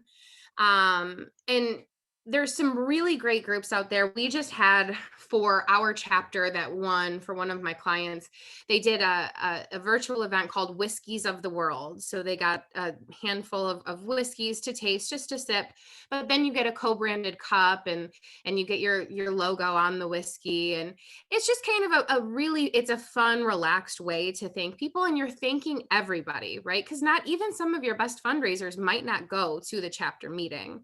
And then you are talking about your social elements, having something like this, getting it out there so all of the other states can see, well, I want this. That's kind of fun. And, in the morning, if you're having a cup of coffee, what's in my cup? I think that you guys could have a lot of fun with that. And even if it's not around the cup, just doing some sort of wine, whiskey, mixology, food event would be kind of cool. This is my current, I think, favorite offering. I've done it for associations in the past, but I've just recently started doing it for PACs, an online store. So as we talked about, people love to get their tchotchkes, but Ted and I'm sure, Ted, you've been there with me. I've sat down and I wanted to do polos one year. I'm like, oh crap, how many smalls, how many mediums, how many larges, and oh, someone wants cufflinks, but then what am I giving, that my female physicians will want, because they don't want cufflinks, do they want earrings, they want a scarf, you're guessing. And then you end up with all of these extras if you don't order right and blah, blah, blah. So this is really cool because you get to brand everything with RADPAC, and it's all one-off stuff. So you don't have to order 50 hoodies or 100 Yeti tumblers, you're only charged for what your donors actually pick out. You could have it up running as a store. You see the prices here. This is exactly what one of my client sites looks like. People could purchase it for the pack, but then if they're a donor, you give them a code. So if someone gives $500, they get X code and they get to go shopping. And so they put that code in and it's comped and it's mailed to their house. It's kind of fun. It's kind of cool. But not only is that a really nice way to thank your donors, it can also be a good strategy for you to get people to give more. So people like stuff. And if someone gave $100 or $250 and they see, well, wait a second, for this $500, I get this Nike duffel bag. I'm going to go ahead and give a little bit more this year. So I think it's been really popular. I know associations have done really well with it, but I think it'll work for PACs in the future, especially as meeting sizes decrease. Or another option that you could do for maybe some of your top donors is at the end of the year. I've got clients where I send out holiday cards, White House ornaments. But this year, one of my clients said, oh God, I don't want to do anything tied to the White House just because, it's a little bit partisan right now. So I went with this company, Box Fox, and I cannot tell you how great it turned out. Any budget they will fit. You can pick what the contents are in the box. The box that it comes in, super sleek. But what I think I like most about it is that it's completely personalized. So you get the to and the from, and it's handwritten. And then the card as well is handwritten with whatever message you want. So it's a really classy way to thank people at the end of the year, right before you're gearing up and asking them to renew. It's probably not, you're probably not able to do this for all of your $500 donors. This is something that's probably more for your top. I think Ted, you said there's like 13 people. That's something that you could think about. But with my client that we did this for, almost every single person that got this in the mail had really positive things to say about it. So it was well received. So I think that's about it. There's a lot of things for you all to consider when it comes to recognition. The one thing is, you don't want to have 700 different recognition programs running. So I do really want to go back to what I said at the beginning. It's important to do an audit. What are you doing right now? What can you probably go away from? What needs refreshing? What needs tightening up? But you all understand each other far more than Ted or I do. I don't know what kind of gift you want. If it is, a tumbler, or if it is a thank you lunch or a donor lounge or something really classy at the end of the year. But you all do. I'll never forget, I was presenting to a PAC board. We were talking about what our giveaway was going to be that year for anybody who gave. And they said they wanted it to be glass cleaner for your eyeglasses or a computer screen. And I about fell asleep as they were presenting that. I thought, really? Oh my gosh, this is such a boring giveaway. We sold out in one day. I mean, people were emailing us after they went to the annual meeting. They're like, hey, I'm out of that eyeglass cleaner. Do you have any more? Can you ship it to me? So it's something that I would have never in a million years suggested, but you know your peers. And I think what works for them.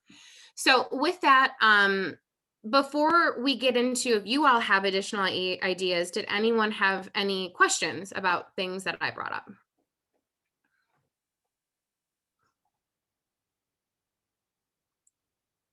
Okay. And then, sorry, go ahead.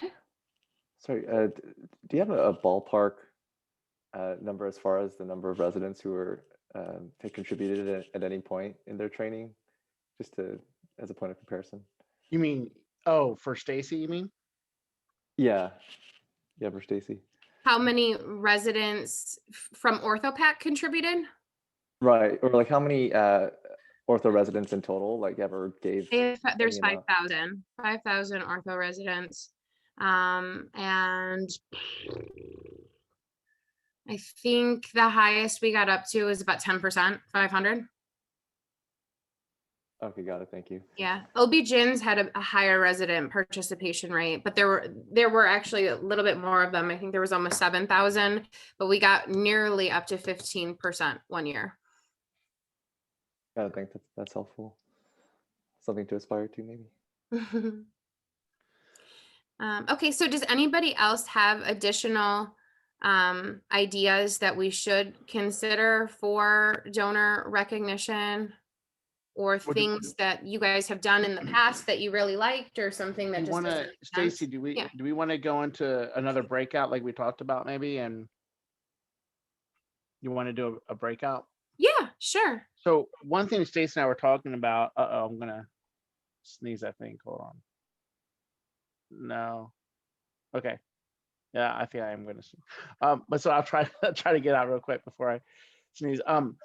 Is if we do breakout rooms, what would be, I think, cool for us to hear, to Stacy's point, like she's got a million great ideas, as you can see. I'm writing down a bunch of ideas as a result of her ideas, but we're not, and I'm following the chat, and the chat's going crazy, which I love. That's like great to see, people getting creative and interactive.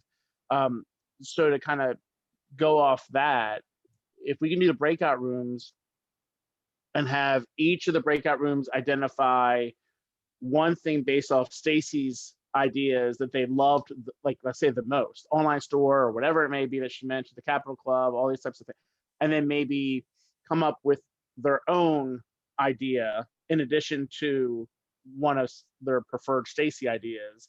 And then we'll kind of come back after maybe 5-6 minutes, and then everyone can share. I think that would be interesting to see kind of how that would play out. So Melody, can you do the breakout room again, similar to the last session? Just to clarify, is it a separate idea or a spin-off of Stacy's idea, and like how we would apply it? So I would say pick one of her ideas if you guys can get consensus on something, and then I would say another idea, whether it's a spin-off or whether it's completely separate. I'm not gonna, like, it's not a test. I'm not gonna like say that's not the right way to do it, but I just want you guys to get some creative juices flowing and different ideas, and be as interactive as you can, just as an exercise to break up the session. So Sounds good. Is that helpful? Okay, so Melody, can you do the breakouts? Yeah, I'm going to open the rooms now and you will have We'll do 7 it minutes. yeah, perfect. Okay.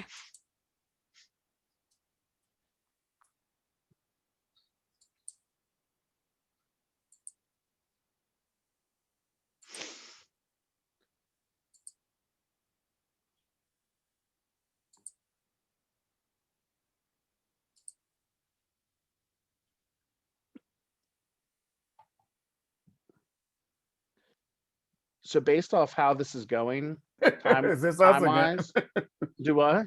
It's just us again here. Yeah, so based off how things are going time-wise, we're slightly behind schedule, but not terrible. But we didn't even do the Farrar video, which is fine. So what I'm gonna do is, I think we'll figure out a way to do the Farrar video for they kind of like view on their own as like a resource, as opposed to the sessions. So I think we need to definitely hit the disbursement strategy, and I think the messaging task force is definitely going to be good too, because it's great to have all these ideas and they've got a million notes, but like, how do we communicate all these ideas, and how do we communicate these things that we want to do? And then the Farrar thing we'll just do after the fact, I think.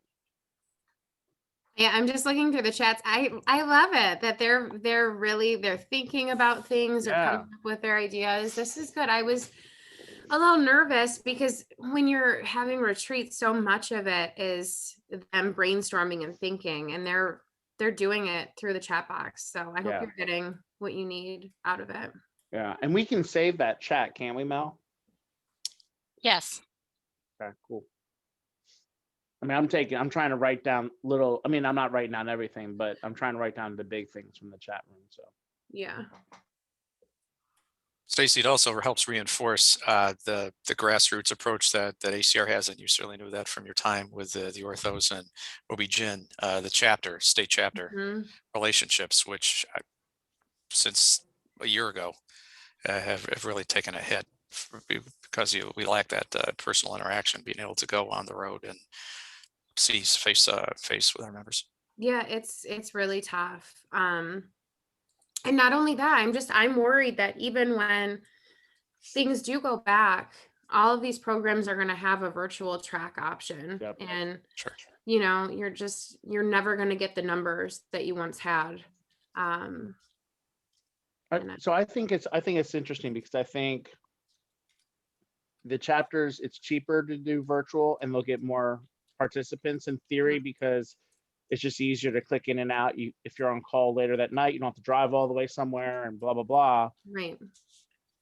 And it's hard because you don't have those face-to-face interactions or pull them aside after a session and develop the relationships as a person. However, like we're going to do these, like what we call TED Talks. So we'll do TED Talks where like, I love the TED Talks. yeah, like there's no reason why we can't talk at every chapter meeting. Right. Because we have access. I don't have to worry about filling my budget. So right. In some ways it's good. And in some ways you still lose that intimacy, but you know. Right.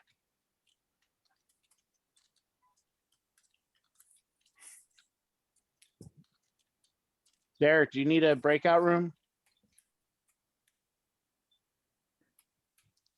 He should be in a breakout. He's in a breakout room. Oh, okay. Because it has He's his in picture with us too. Derek is finished. He's ready to go and move forward. Yeah, let's see. Yeah, he's. Oh, he said, could you send me back to the breakout room that Dr. Bello was in? He wants Dr. Bello. Yeah. Okay.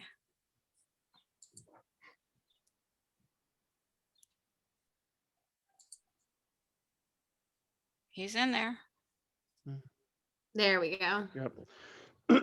And then we'll have to figure out how to share that for our video somehow. I'm not sure the best way to do that, but If I were you, I'd get permission from him. If we could download it into our RADPAC YouTube channel, then we can send everybody a link. oh, cool. All right, I'll text him. Good idea, Melody. Thanks. And Ted, I didn't bring this up to the group, but for most of the associations that I've ran the online stores for, they do a little bit of a markup. So it's just kind of a nice way to also help you with your overhead. All about that. Mm-hmm. Ted, I wonder whether there's any FEC issue in terms of retaining the difference. FMV issue, maybe. What, 1/3 rule, you mean? Yeah, that's where I was going. Yeah, I think the general rule of thumb on the stores, what I always recommend my clients is just to keep everything under 10%. So that way you're not in violation of the 1/3 rule. And you know, the interesting thing about the 1/3 rule is it's for the totality of the year, Correct. right? So as long as you're basing that and keeping it 10% under you should be fine. Thanks, Stacy. Mm-hmm.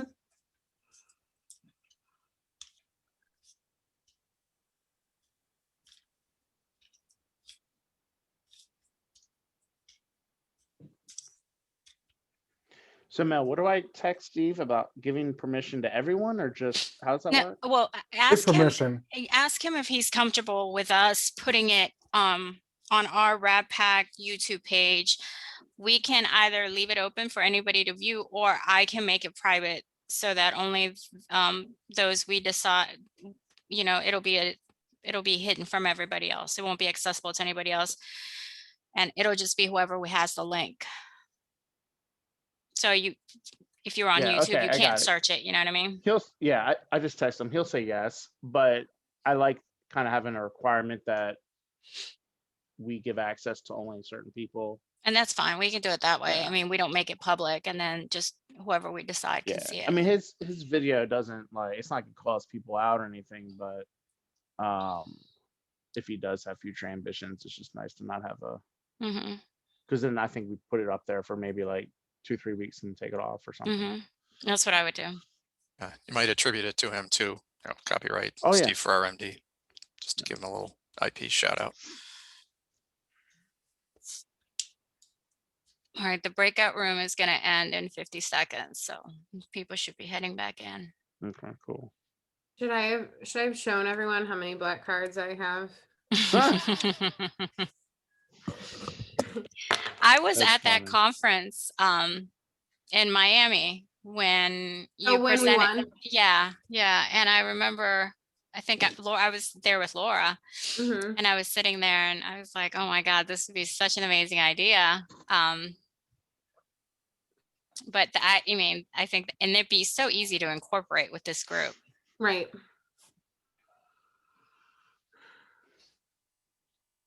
It's like you said, Stacy, you're going to give me a ton of ideas, but you're going to give me a ton of work. It is a lot.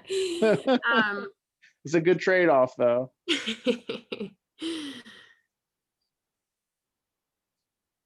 All right. We need to get when Mike Lee gets back, we need to have him show off his little RADPAC sleeveless vest thing. Oh yeah. We He's were sporting. talking over it in our breakout room. What'd you say? We were gawking over it in our breakout. It's nice, yeah. I remember when we handed that out at I think it was at RSNA, I thought. Yeah, RSNA. And I remember to those who got it, y'all were like, man, this is pretty nice. Yeah. So we'll do it again. All right, so we have everybody back. Yep. Okay, cool. Nobody's in a breakout, so yeah. All right, so why don't we do similar type of format as what we did last time? Hey, Dr. Lee, stand up a little bit so everyone can see your vest. Oh, sorry, I was just getting up to grab a snack. Yeah, check that out. Oh, wow. Oh, nice. Swag.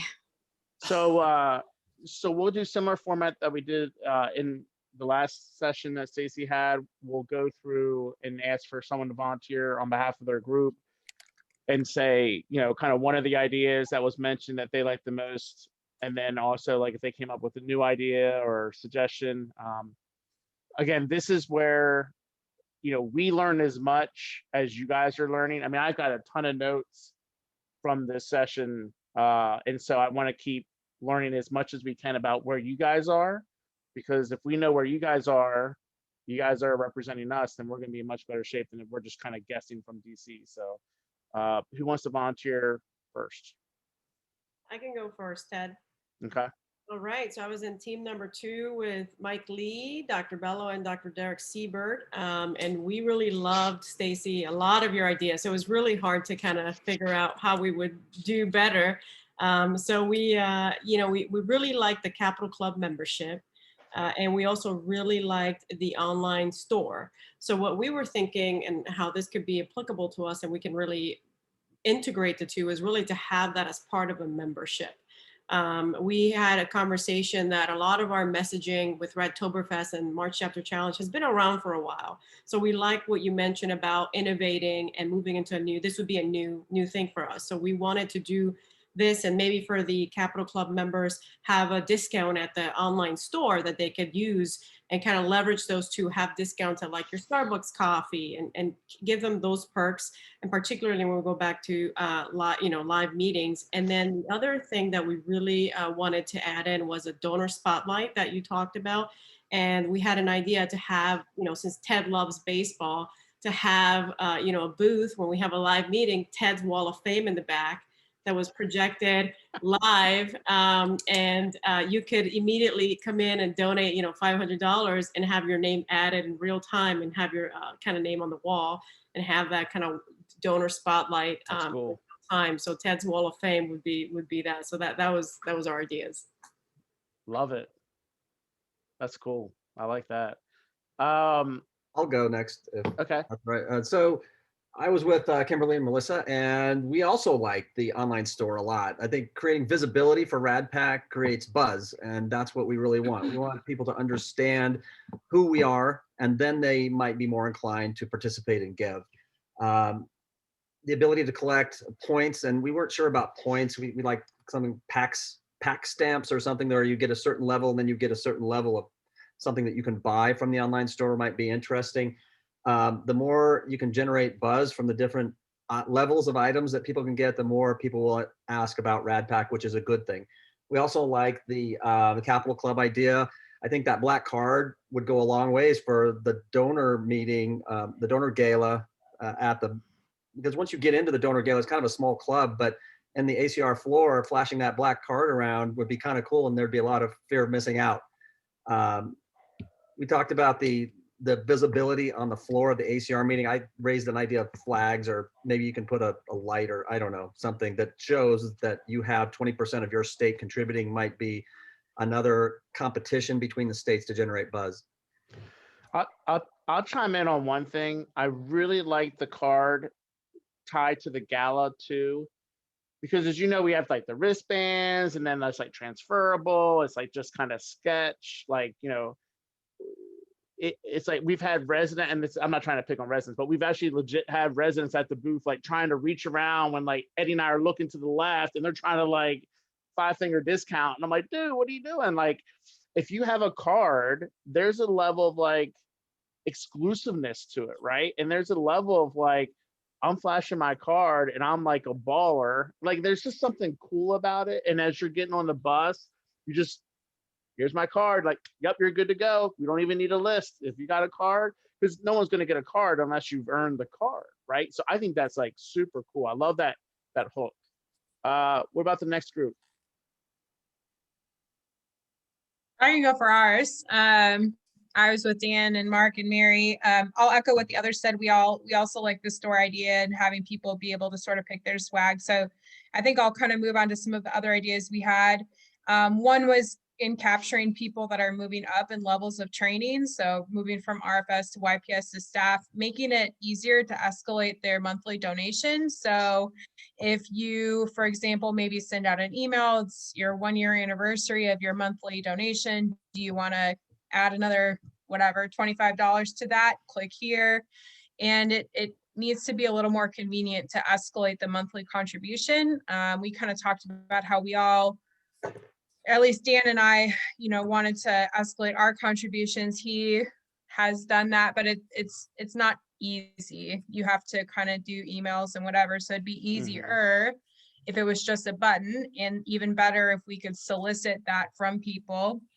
I think to kind of bounce off the card idea and some of the other ideas we've been having too, it just occurred to me that it also would be a way to celebrate longevity. So if you have those cards and you have, you know, contributors since whatever 2011, and on a yearly basis, you could solicit, you know, hey, do you want to increase your monthly donation? You could make it part of the March chapter challenge or give points for that. But I think the point ultimately is that we'd like a way for it to be really easy for people to do.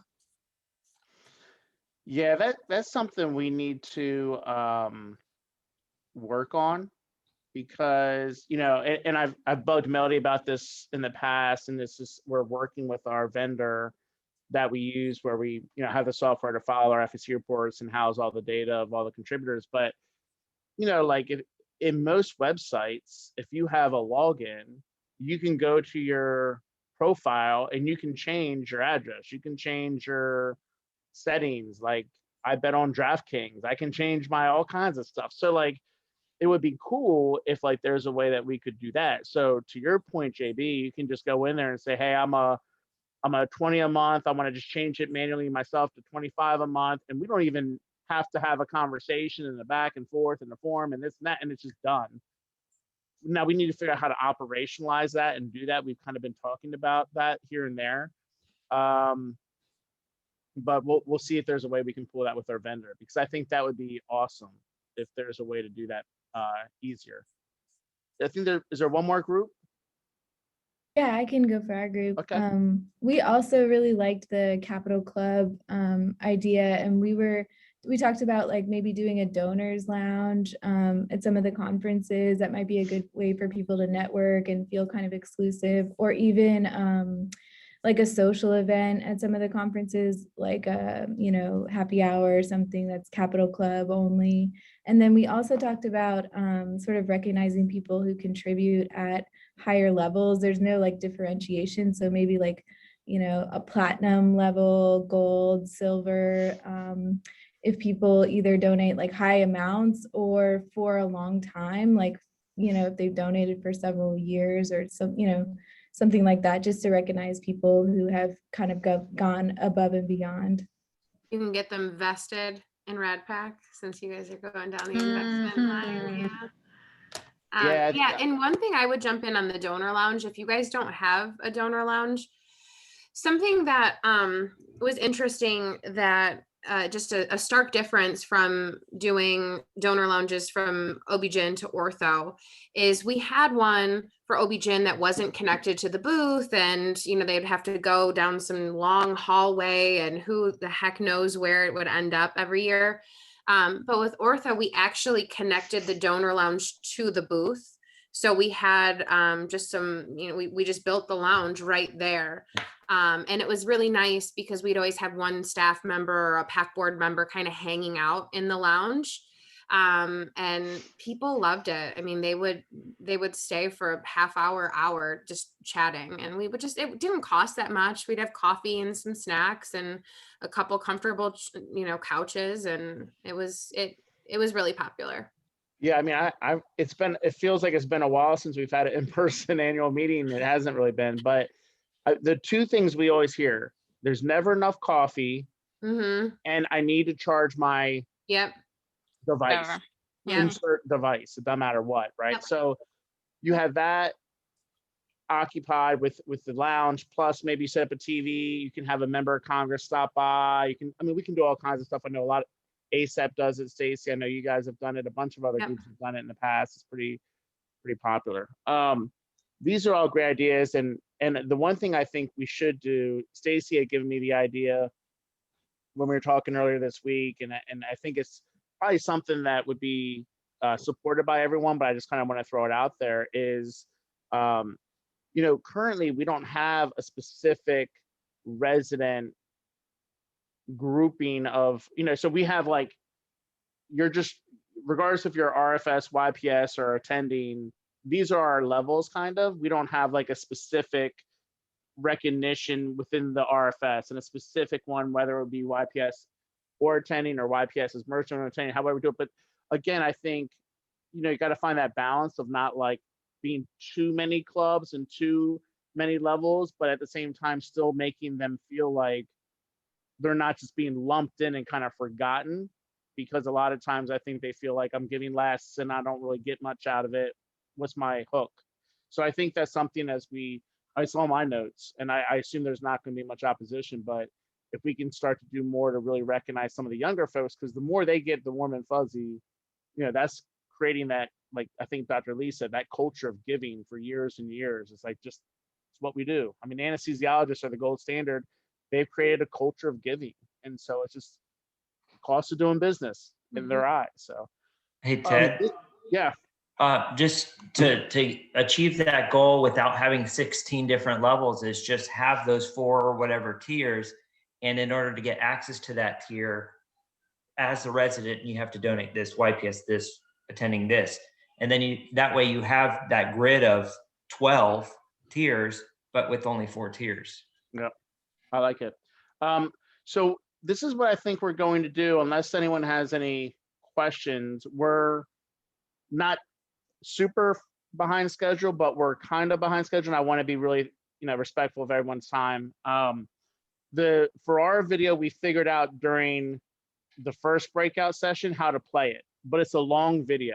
So what we're going to do is, instead of playing it, and you guys can watch it here, you might as well be able to watch it tomorrow. It doesn't matter. So we're going to post it on our RADPAC YouTube page, and we'll send out the link to that. I would encourage you to watch it.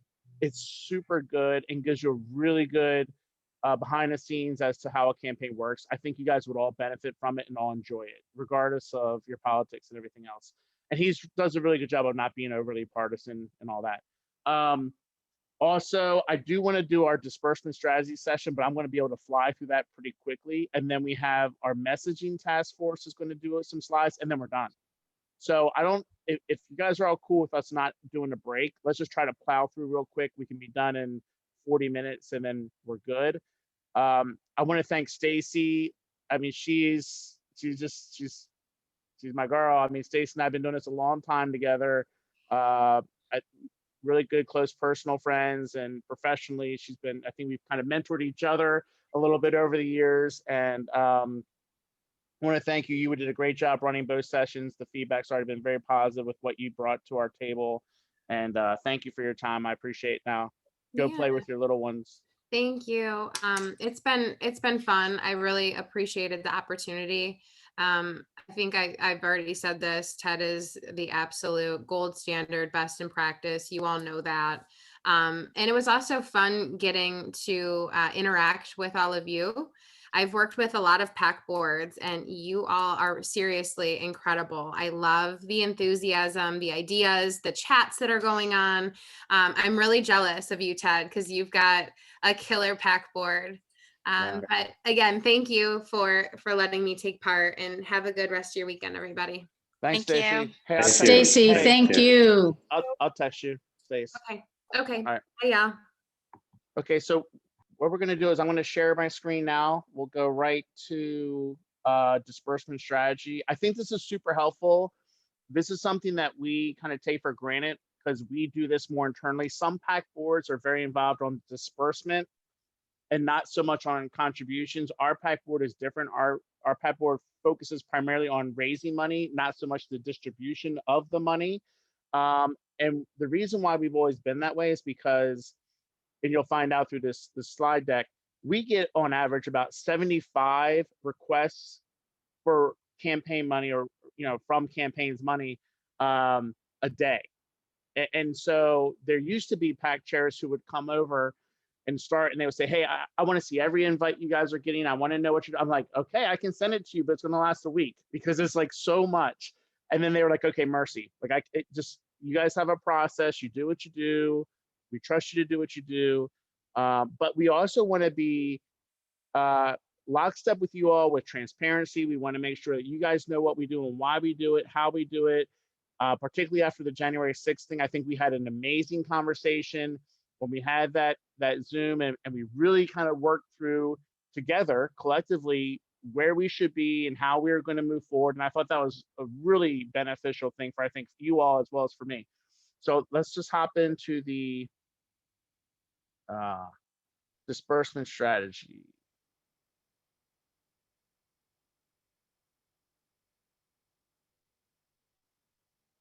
Can you guys see this? You good? Okay. Like I said, we receive about 75 invites a day, and that's obviously through email. It used to be through phone calls. Eddie, I bet if I were in the DC office, I haven't been since late December, I would have how many? Like 1 million calls by now, voicemails. Eddie gets so mad if I have to go to the Hill because I come back. He's like, dude, I had to put your phone on forward. You were getting blasted. And it's like every day that happens. And he just like, I don't know, wants to pull his hair out or something. He gets so frustrated with it. But I mean, Eddie, I mean, we get every day we're getting bombarded with requests for money. And so we have kind of a informal process, if you will. We have committees of jurisdiction. So in the House, it's Ways and Means, Energy and Commerce. We have Ed and Labor, and then Appropriations. And then we also have on the Senate side, HELP, which is Health, Education, Labor, Pensions Committee, Finance, and Appropriations. These are the committees with the primary jurisdiction on healthcare. They all have different kinds of jurisdiction over different parts of healthcare, but 9 out of 10 times, anything having anything to do with healthcare, legislation and policy is going to originate from one of these committees. That's just the way it works. And so obviously these are committees that we are primarily focused on. Now, does that mean that we don't support anyone if they're not on those? We support people who aren't on leadership position. Maybe they're a big bill sponsor or champion on our issues. They know radiologists really well locally. They have a relationship, professional background. There are many members of Congress out of the 30 who have a healthcare background who aren't on healthcare committees because their specific district is more ag-based, or their district is more specific transportation-based or energy-based. And for them, even though they're a healthcare provider from their profession before coming to Congress, it serves their community better, despite their own personal professional interests, to be on committees that represent those districts to help the people back home with those industries that are big in the district. So we don't have a disqualifier like, okay, well, you're not on this committee, so too bad you're never getting our support. Especially if they're a healthcare provider or have that kind of background.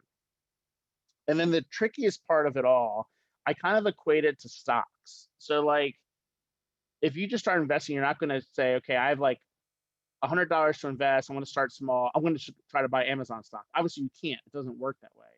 You have to try to figure out a way to kind of really buy low and hopefully grow it. And anyone who's ever interacted with a member of Congress, you know that they remember early contributions without fail. Like that's the one thing that they say, hey, you had my back when no one else did. You had my back before anyone else in the PAC community did. And they remember that. And just because someone's not on a committee now does not mean that they won't eventually get to a committee. And I use this example all the time. My dad knew a guy who was a state legislator back in Philadelphia area. When I was doing this work, my dad still had a relationship. I knew the legislator based off my dad's relationship. So RADPAC supported this guy because I just had a personal relationship, and he was a member of Congress. And I'm like, look, if I have a relationship with this member of Congress, and he was on, I think at the time, transportation and infrastructure, we call it T&I. Obviously, T&I has nothing to do with healthcare, but I was like, he wants to get on Ways and Means. He wants to be a healthcare player because healthcare is huge in the Philadelphia area. If you look at all the different industries in the Philadelphia job market, healthcare is a big one. And so I knew that was his interest. And so we kind of invested in him early. And then when he got on Ways and Means, everyone's trying in the healthcare industry to get to be his best friend. And he's like, Ted, you know, it's great. All these people are now finally giving me money. He's like, but you gave to me when I was on T&I. Like, I'll never forget that. And so now it's like stocks. Sometimes stocks don't always do as well as you hope.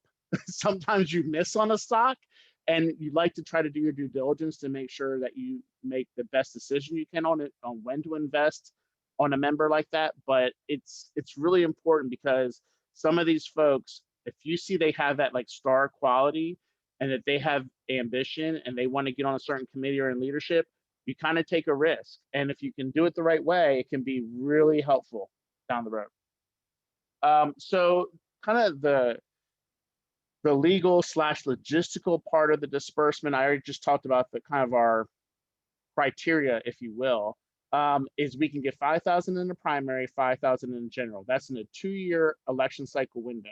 So we just started a new election cycle because obviously the election just occurred. Now in the Senate, you have a 6-year cycle. So Roger Marshall, who was a physician who just got elected into the Senate in Kansas, he's not up again until 6 years from now. So we wouldn't give to him this far out because it's 6 years until his re-election.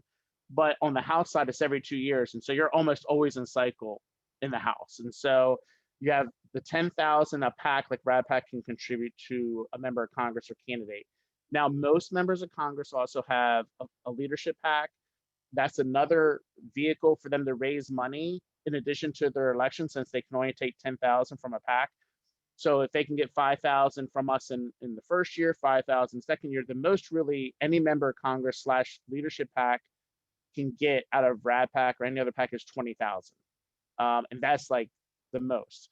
Now, the leadership PAC's huge because that's how you like, well, how did Speaker Pelosi become Speaker? How did Kevin McCarthy become the top Republican? Because they started leadership PACs, they started raising money, and then the more money they raise in that leadership PAC, they start to give it to their colleagues. And as they're giving it to their colleagues, and Nancy Pelosi's like, oh, hey, my Democrat colleague from, name a state, I'm going to help your reelection. And then she does it all over her House party so that when leadership elections comes up, she goes to all these people she's up to, she says, hey, I'm going to run for speaker. Remember, I helped your campaign, and I helped your campaign. I helped your campaign through her leadership PAC. That's how they rise to leadership, and or how they get on these committees. If they want to get on Ways and Means, it's like an actual campaign to get on these, what we call A committees, like Ways and Means and Energy and Commerce. So they use their leadership PAC for that. And so giving to their leadership PAC is super important. And there are a lot of PACs who don't give the leadership PACs because they feel like it's not really directly going to the member of Congress that they want to help. So if you're a PAC like us who does give the leadership PACs, it makes us stand out more because we're one of the few who can do it, where some PACs or bylaws don't allow. So we used to do a lot of party committee money, and we don't do it. I don't think we're going to do it as much this year or as we move forward for a variety of reasons. We would do it because if you give to a party committee, by party committee, the House Republican, House Senate committees, the House and Senate Democrat committees, usually they would do trips, and their trips we would go to, and you would have 20 members of Congress at a trip. And you could just sit there and talk to 20 different members. You spend the weekend with them, you build a relationship with them. It was great. It was really good for building the network. But now with trips obviously not happening with members of Congress, and we would use it for conventions too. And now I think the dynamic of political conventions, presidential conventions, are going to change pretty dramatically. We don't have the same hook to do it. Now, the other reason why we would do it is, so like if you're a member of Congress, you get the 5,000 for primary, 5,000 for general, and the 5,000 leadership pack money from RADPAC. And we still wanted to help that member of Congress even more. We could give money to, let's say, if they were a House Republican, we could give it to the House Republican Party Committee, and we could credit that money to that member of Congress. So members of Congress have what's called dues that they pay to the party committee. Most members of Congress have to pay at least $300,000 in dues each year to their party committee. So if we can help them offset that, and if we do 10,000, 15,000, whatever it is, that's a huge relief for them. And that gives us a lot of power and staying power within that member of Congress that we're helping them in that regard. Again, not a lot of PACs do that. Most of the events that we participate in are DOC, we call them DOC events, MADPAC events. And if you participate, you're going to do anywhere from 1,000 minimum to as much as 5,000. If you're hosting the event, it would be 5,000 is what you would give.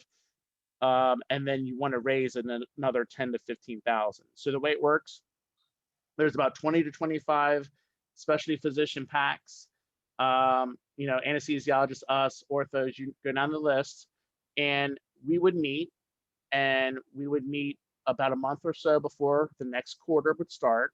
So let's say that the second quarter would start in April, we would meet this month in March, and we would sit around a room, we'd have a number in a hat, you pick out of the hat, you get number one, okay, I want to pick Congressman or Congresswoman so-and-so with RADPAC's number one pick. And then everyone else would go down and pick the person they would want to pick, and you pick people who are your champions or who you want to be your champions. And then you're on the hook for hosting that event, for raising the money and hitting goals. And so it's a pretty sophisticated process, and our community is probably one of the more organized ones compared to the financial industry or the energy industry or the construction industry.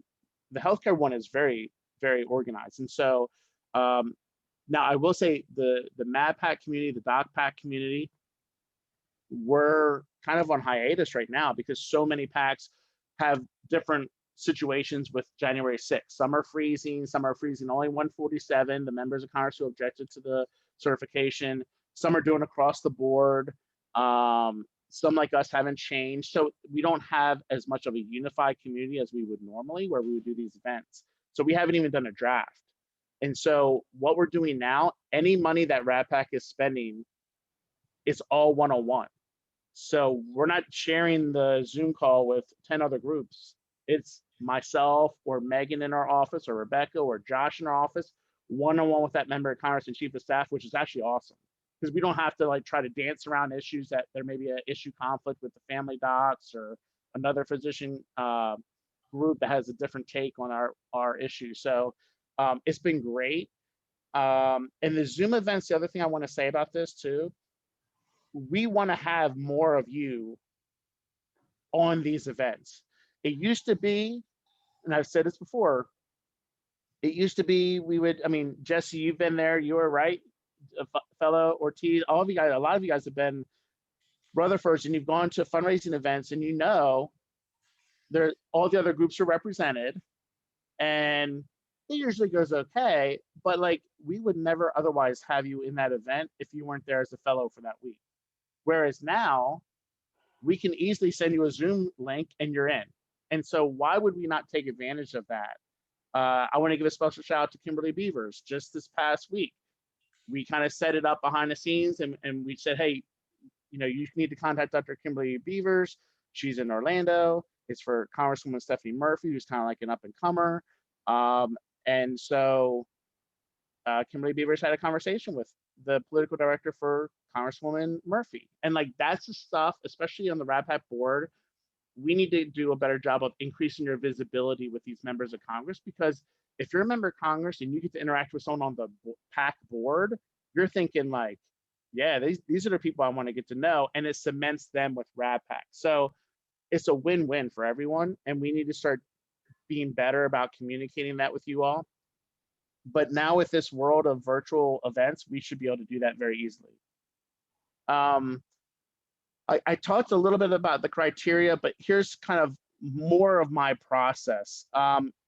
It's different with members of Congress versus candidates, because members of Congress, you know them, you know their staff, you know their votes, they've got history, you know others who know them. When it's a candidate, like the worst thing is when a fundraiser for a candidate contacts me and says, oh, I really want you to meet my candidate client.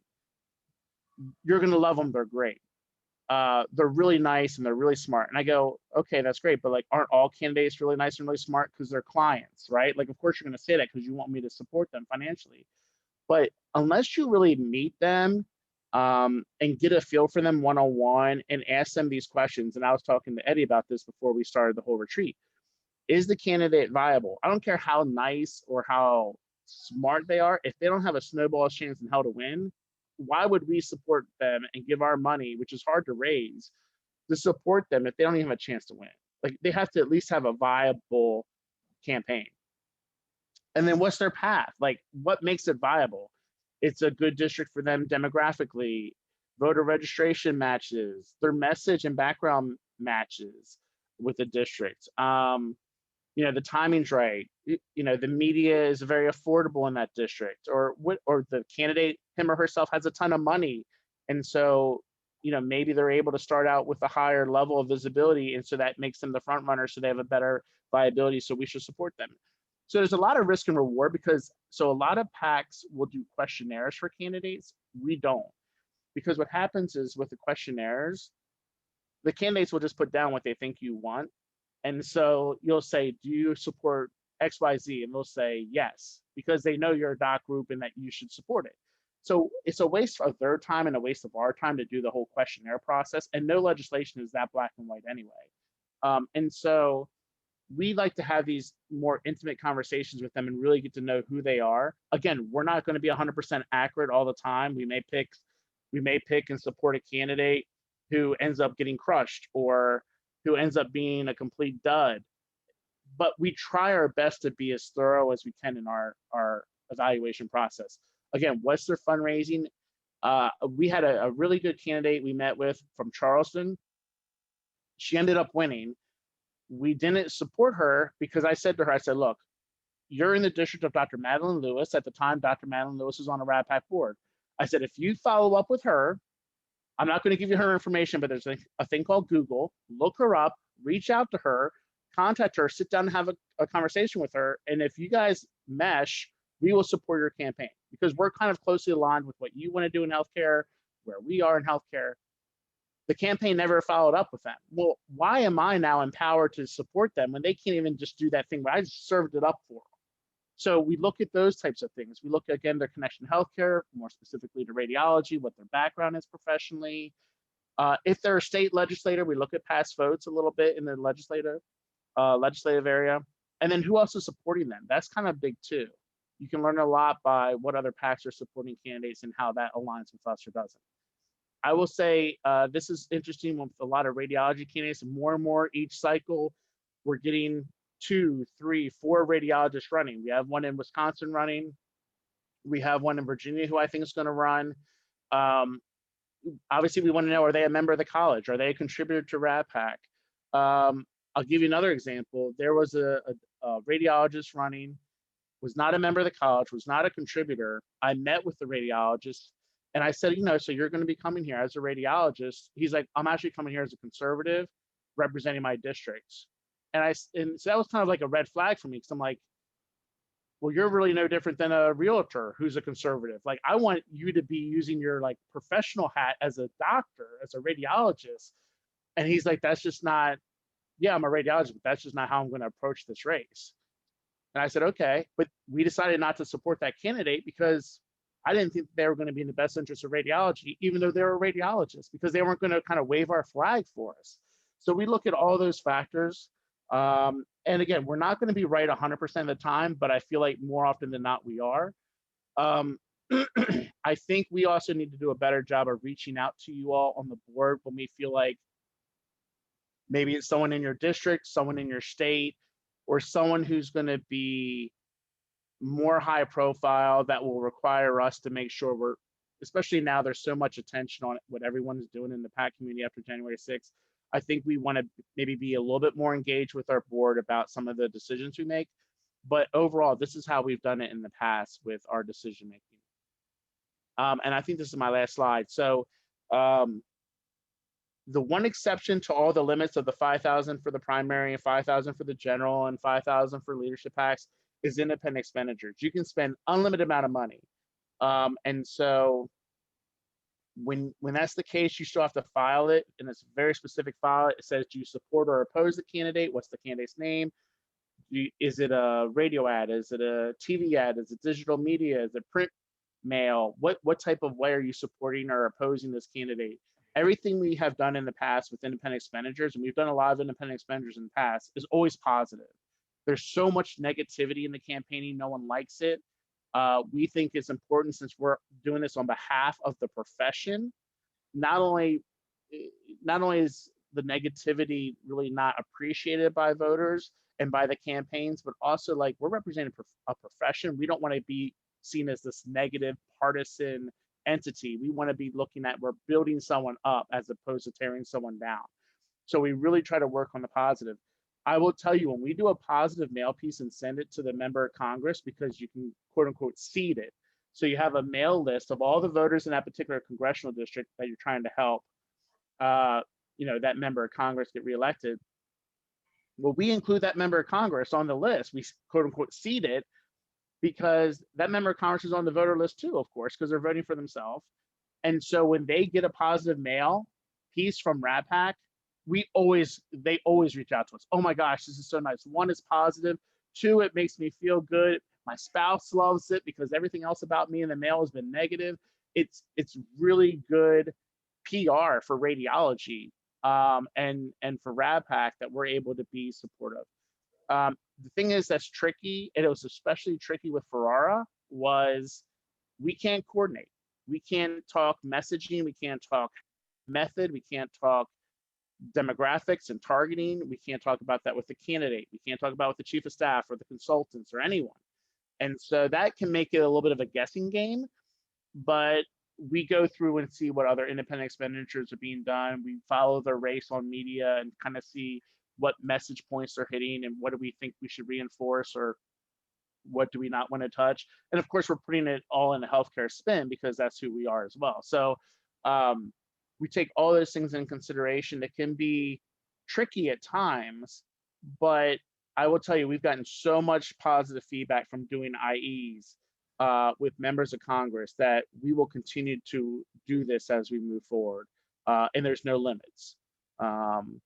We try to stay away from TV and radio because obviously that's harder to target, whereas mail and digital, it's fantastic. And I would say this, for digital campaigning, like, no one should be on the websites ever. Like, no one should ever be on the internet, because the information we get in the way that we're able to target voters is almost like 1984 creepy, kind of like, it's weird, but it's super effective because we know everything they do. We can follow them with their footprint on the internet, and we can target them, and it's very effective, cost effective too. So that's stuff that we do for people who are our biggest champions. We obviously don't do independent expenditures just for any random member of Congress, but we do it for those who we feel are carrying our word the most on the Hill. And it's a great extra boost that we can give their campaigns. So I'm going to stop there. I want to see if we can do some questions, and then we'll turn it over to Amy for the last presentation of our retreat. Does anyone have any questions about our disbursement process, strategy, how we do what we try to do?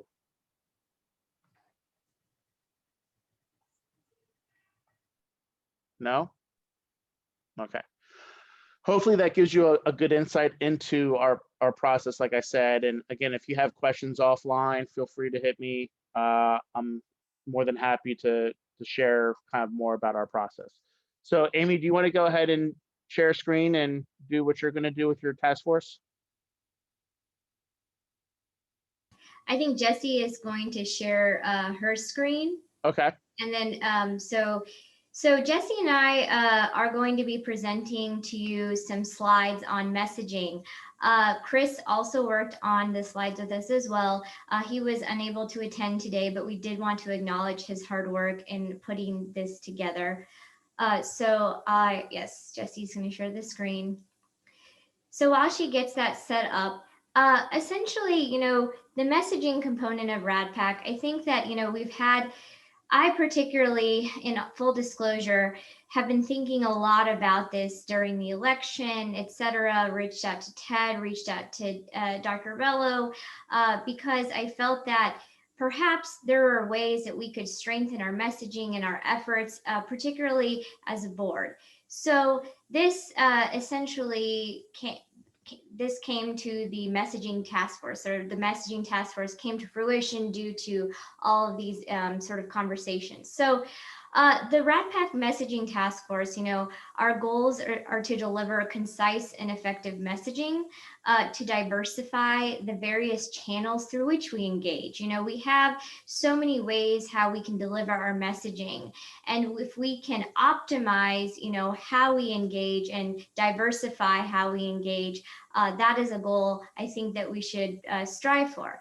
And also to maximize key stakeholder strengths while delivering the content. So we know that we all share strengths and weaknesses on the board, so we all don't necessarily need to be doing one thing. But if we can maximize our talent, that can hopefully help RADPAC in messaging what we want to message to our stakeholders. So in regards to the task force, so I think Ted brought this up during the last meeting. I had to hop off the call, so I wasn't there during that. But Jessie and Chris graciously agreed to be on this task force. You know, I think we need multiple stakeholders. It can't just be me, Jessie, and Chris sort of helping with this, to be completely honest. I think if there are other board members who are willing to step up to the plate to help, who are particularly out there, that would be very beneficial to us as well. So in addition to board members, I think other people who can be a part of the team to help create and distribute messaging. And this is a question that maybe we'll need to rely on Tom with.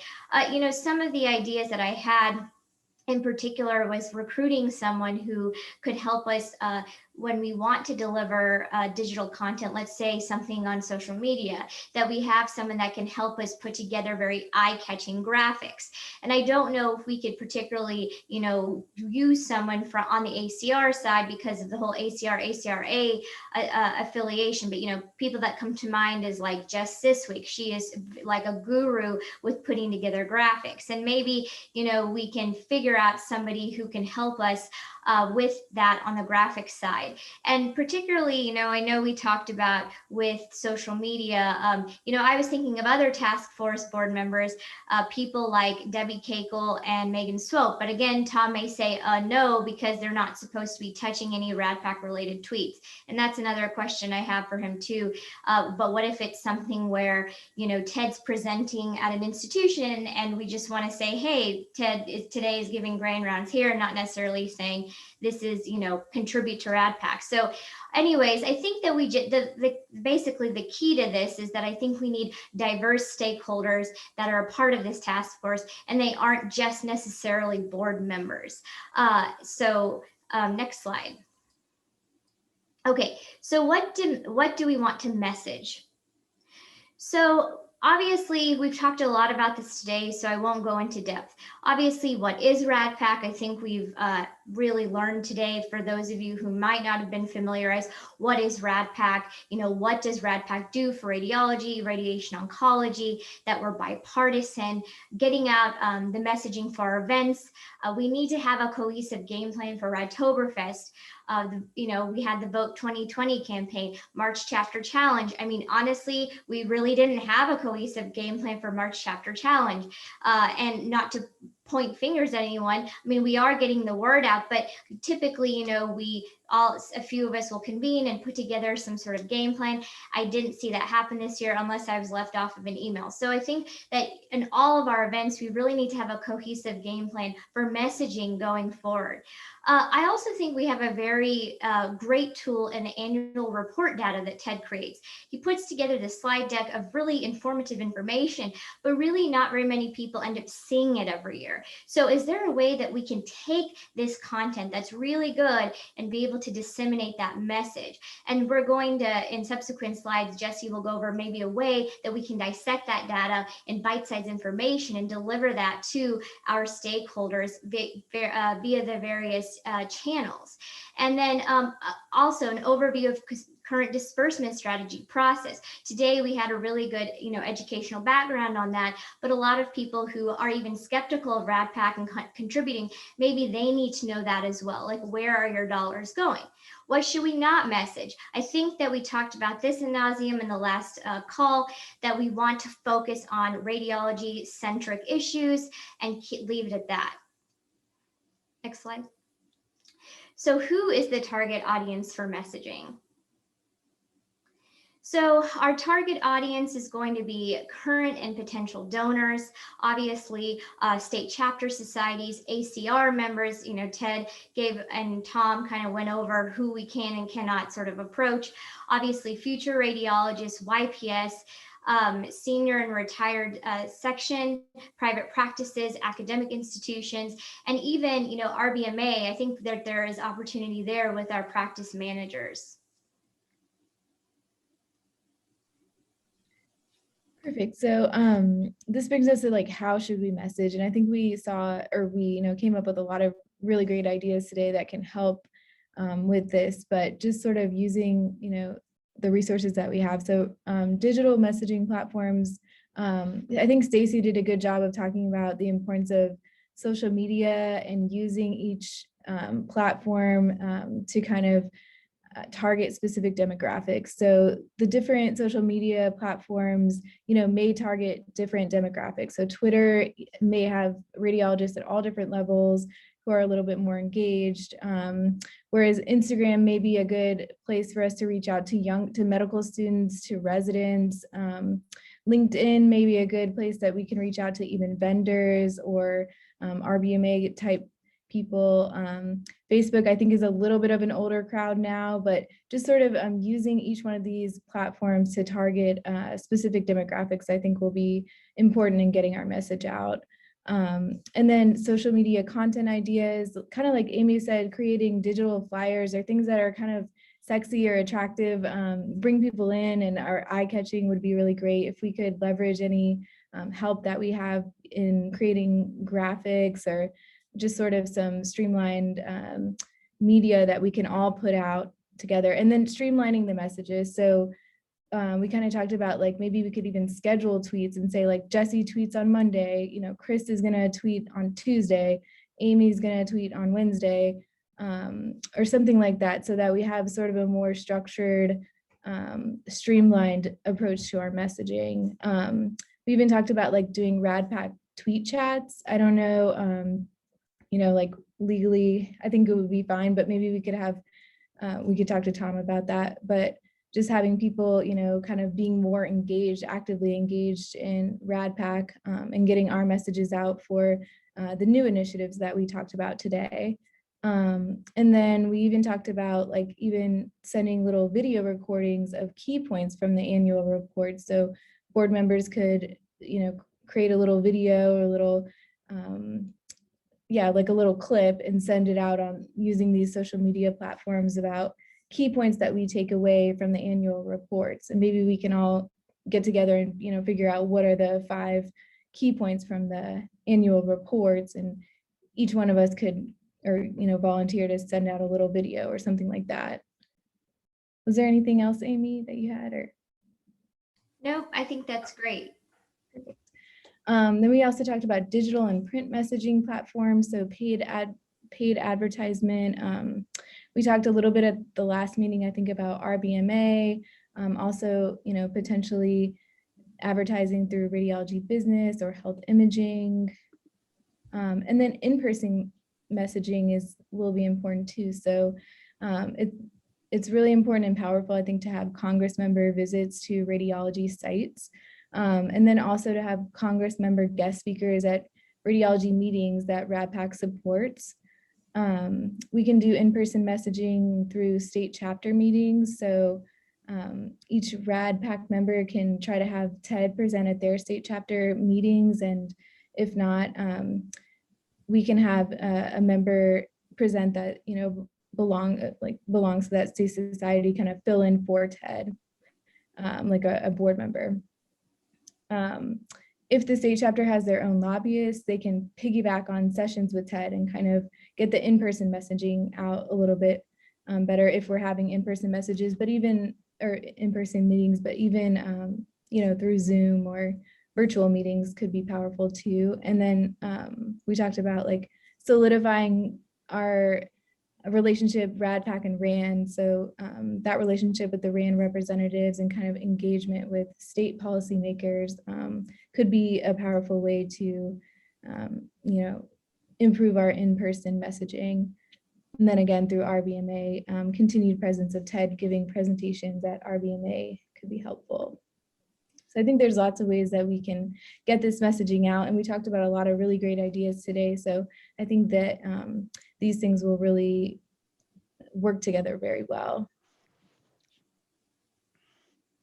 And that's all we have. So if you have any questions, comments, want to build on our ideas, thoughts, the floor is yours. You know, great structure, great comments. To build on what that, such as the structured schedule of sort of divide and conquer on the tweets. So rather than relying on Amy tweeting every day and everyone, you know, trying to do it on their own, sort of have a division of roles there, spread out the work.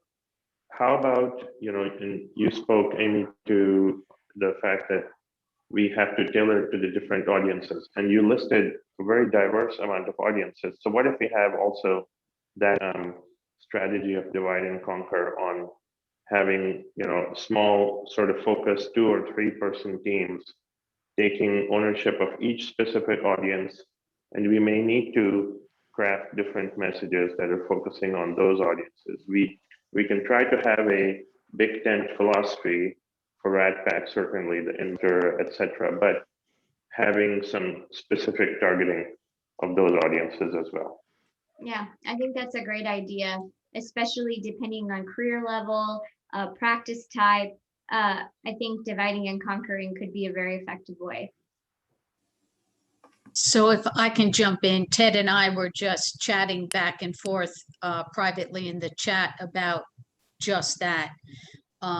Distributing for example, Amy cited the lack of splash about March Madness, distributing that one pager to the board members, and then, to use Syed's terms, dividing and conquering, where I would reach out to academics and neuro and New York. And so I would suggest that as a very effective way to do this.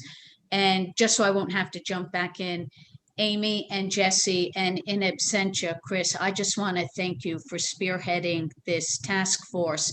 And I'm counting on this board to give you all of the support that you need and recruit additional support as is needed. So thank you very much.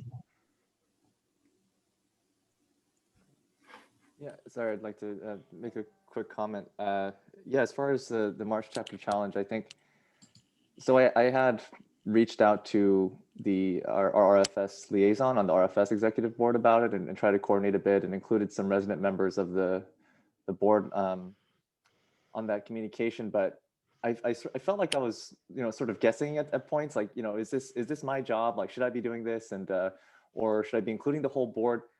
I don't know if this will get down to addressing how the board is structured, or if there's like bylaws you have to change or whatever, but I don't know if we could have committees or something where we can say, oh, all the resident members of the board are expected to participate in some form in the coordination and planning of Radtoberfest, or resident marketing and March chapter challenge or that sort of thing, where we have an expectation of our involvement throughout the year, instead of just having us all be board members and having to figure out what exactly our responsibilities are on our own. Yeah, I think this has been a bugaboo for Dr. Bello. It's been a bugaboo for me, and a bugaboo at myself. So I think one thing we don't do well, and we being the college, and we also being RADPAC, is we don't set ourselves up well to promote our achievements as well as we could or should. And I think it's always a difficult balance because you don't want to be so patting the back that you look like you're got some motive or whatever. But I think that we don't, even on E&M. I mean, E&M was a big deal. We had a couple articles and a couple releases, but we didn't really make the splash to our membership that I think we probably could have and should have. I mean, that was a really big victory. I think what happens is it's easy to kind of get into our own world, particularly in DC. We're cranking a million different things and we get very tunnel visioned. I think the thing that was so obvious to Dr. Bello, and I give her credit for identifying this, and then to have Amy kind of be voluntold, and of course Amy doesn't mind that because she doesn't say no anyway, is and to Dr. Lee's point, we don't have a current process. I think we need to have a process. I think what we were trying to do is we were trying to hit home runs, but we didn't even have the same bat every time, right? We didn't even know, sometimes we would not even wear a helmet. We were just kind of very haphazard with it. And I think the one thing that I do want to put out there, and I think this is going to help, is, Eddie helps and does a great job with RADPAC. Melody helps and does a great job with RADPAC. They both do a lot of other things besides RADPAC. And I think that makes it very difficult for all of us to kind of have a better process. Now, we are in the process of hiring somebody who will be a full-time RADPAC person. So that additional FTE will give us so many more opportunities and resources to have that process again. And I think that's been kind of lacking over the last maybe 2 years or so. So I think between the task force and that will help a lot. I also agree that having, RFS has very set roles. Maybe our YPS has set roles, attendance, and then we just work your role. And I think we have to figure out what those roles are and how we want to identify them. But I think once we do that, it'll help. And then it almost just becomes autopilot, right?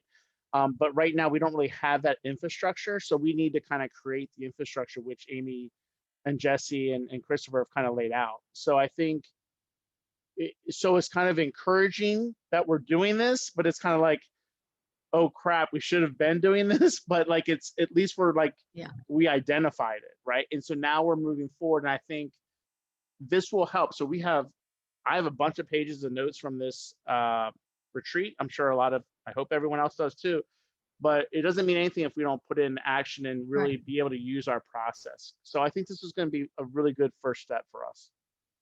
And so if I can just jump in, wearing my name tag that says Pollyanna, Ted, it's not yet a full week of March that's gone by.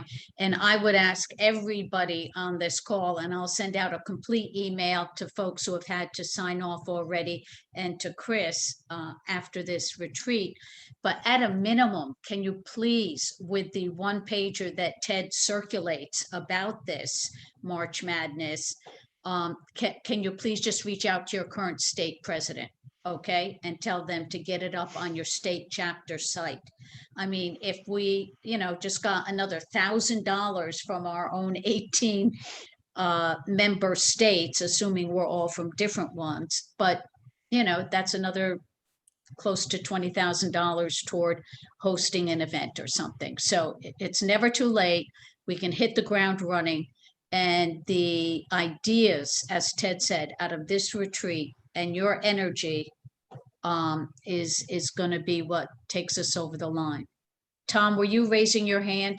Right, Jackie, just let legal work with Ted and Melody to confirm the tax status of chapters. Some chapters are not C6s and therefore not organized legally for political activity. Those that are, such as North Carolina, I believe New York, et cetera, Missouri, you're in good shape to do that. But for those aren't, we'll have to think of workarounds. Okay, and what you've just witnessed once again is Tom Hoffman keeping me out of jail. So thank you very much, Tom. So I think that the input we've gotten and the feedback today is really great. And I think, you know, the resounding theme is the process, the infrastructure, and delegation of duties. So regarding the task force, you know, I can get back together with Jesse and Chris, and we can start to devise maybe a proposal to you all of delegation of duties and what that would look like. And then from there, maybe you can give us input, whether you like it, you don't, something should be switched, etc. How about that? So that we know, so we can keep the momentum going. Absolutely. Sounds great. Okay. Great. Be careful, Amy. They're going to designate you as that newly hired RADPAC person, and then you'll have 85 jobs instead of only 84. Hey, whatever pays off my student loans, like I'm totally fine with. We're a half hour over. I want to be respectful of everyone's time, but unless there's any questions, Dr. Bello, do you want to kind of take us home here and close out what I felt was a very productive, just positive, really great experience. We learned so much on our end. Hopefully you guys did on your end, but Dr. Bello? Absolutely. And I just want to thank each and all of you. And I wish I could invite you home right now, or if we were congregated somewhere, which was Ted's original idea, take you all for a drink, a cup of tea, whatever it is. I'm not promoting alcohol here, but Eddie knows what I would have. I just cannot thank you enough. This is our future. This is protection for our patients. And this is what we need to be doing. So Ted, great idea to have put this retreat together. Tom and Melody oh, she's back. Happy dog party, Melody. We're just wrapping up. Thank you so very much. And the real thanks, Eddie, as well. And the real thanks to the volunteers who, you know, some of you are doing this while working. Others have taken time out of your Saturday. Just not enough thanks is possible. Thank you. We'll be circulating next steps. Thank you. Thank you. Thank you. Thank you, guys. Appreciate it. Thank you. Stay healthy, everyone. Take care. Thank you. Have a great weekend. Thank you. Good seeing you.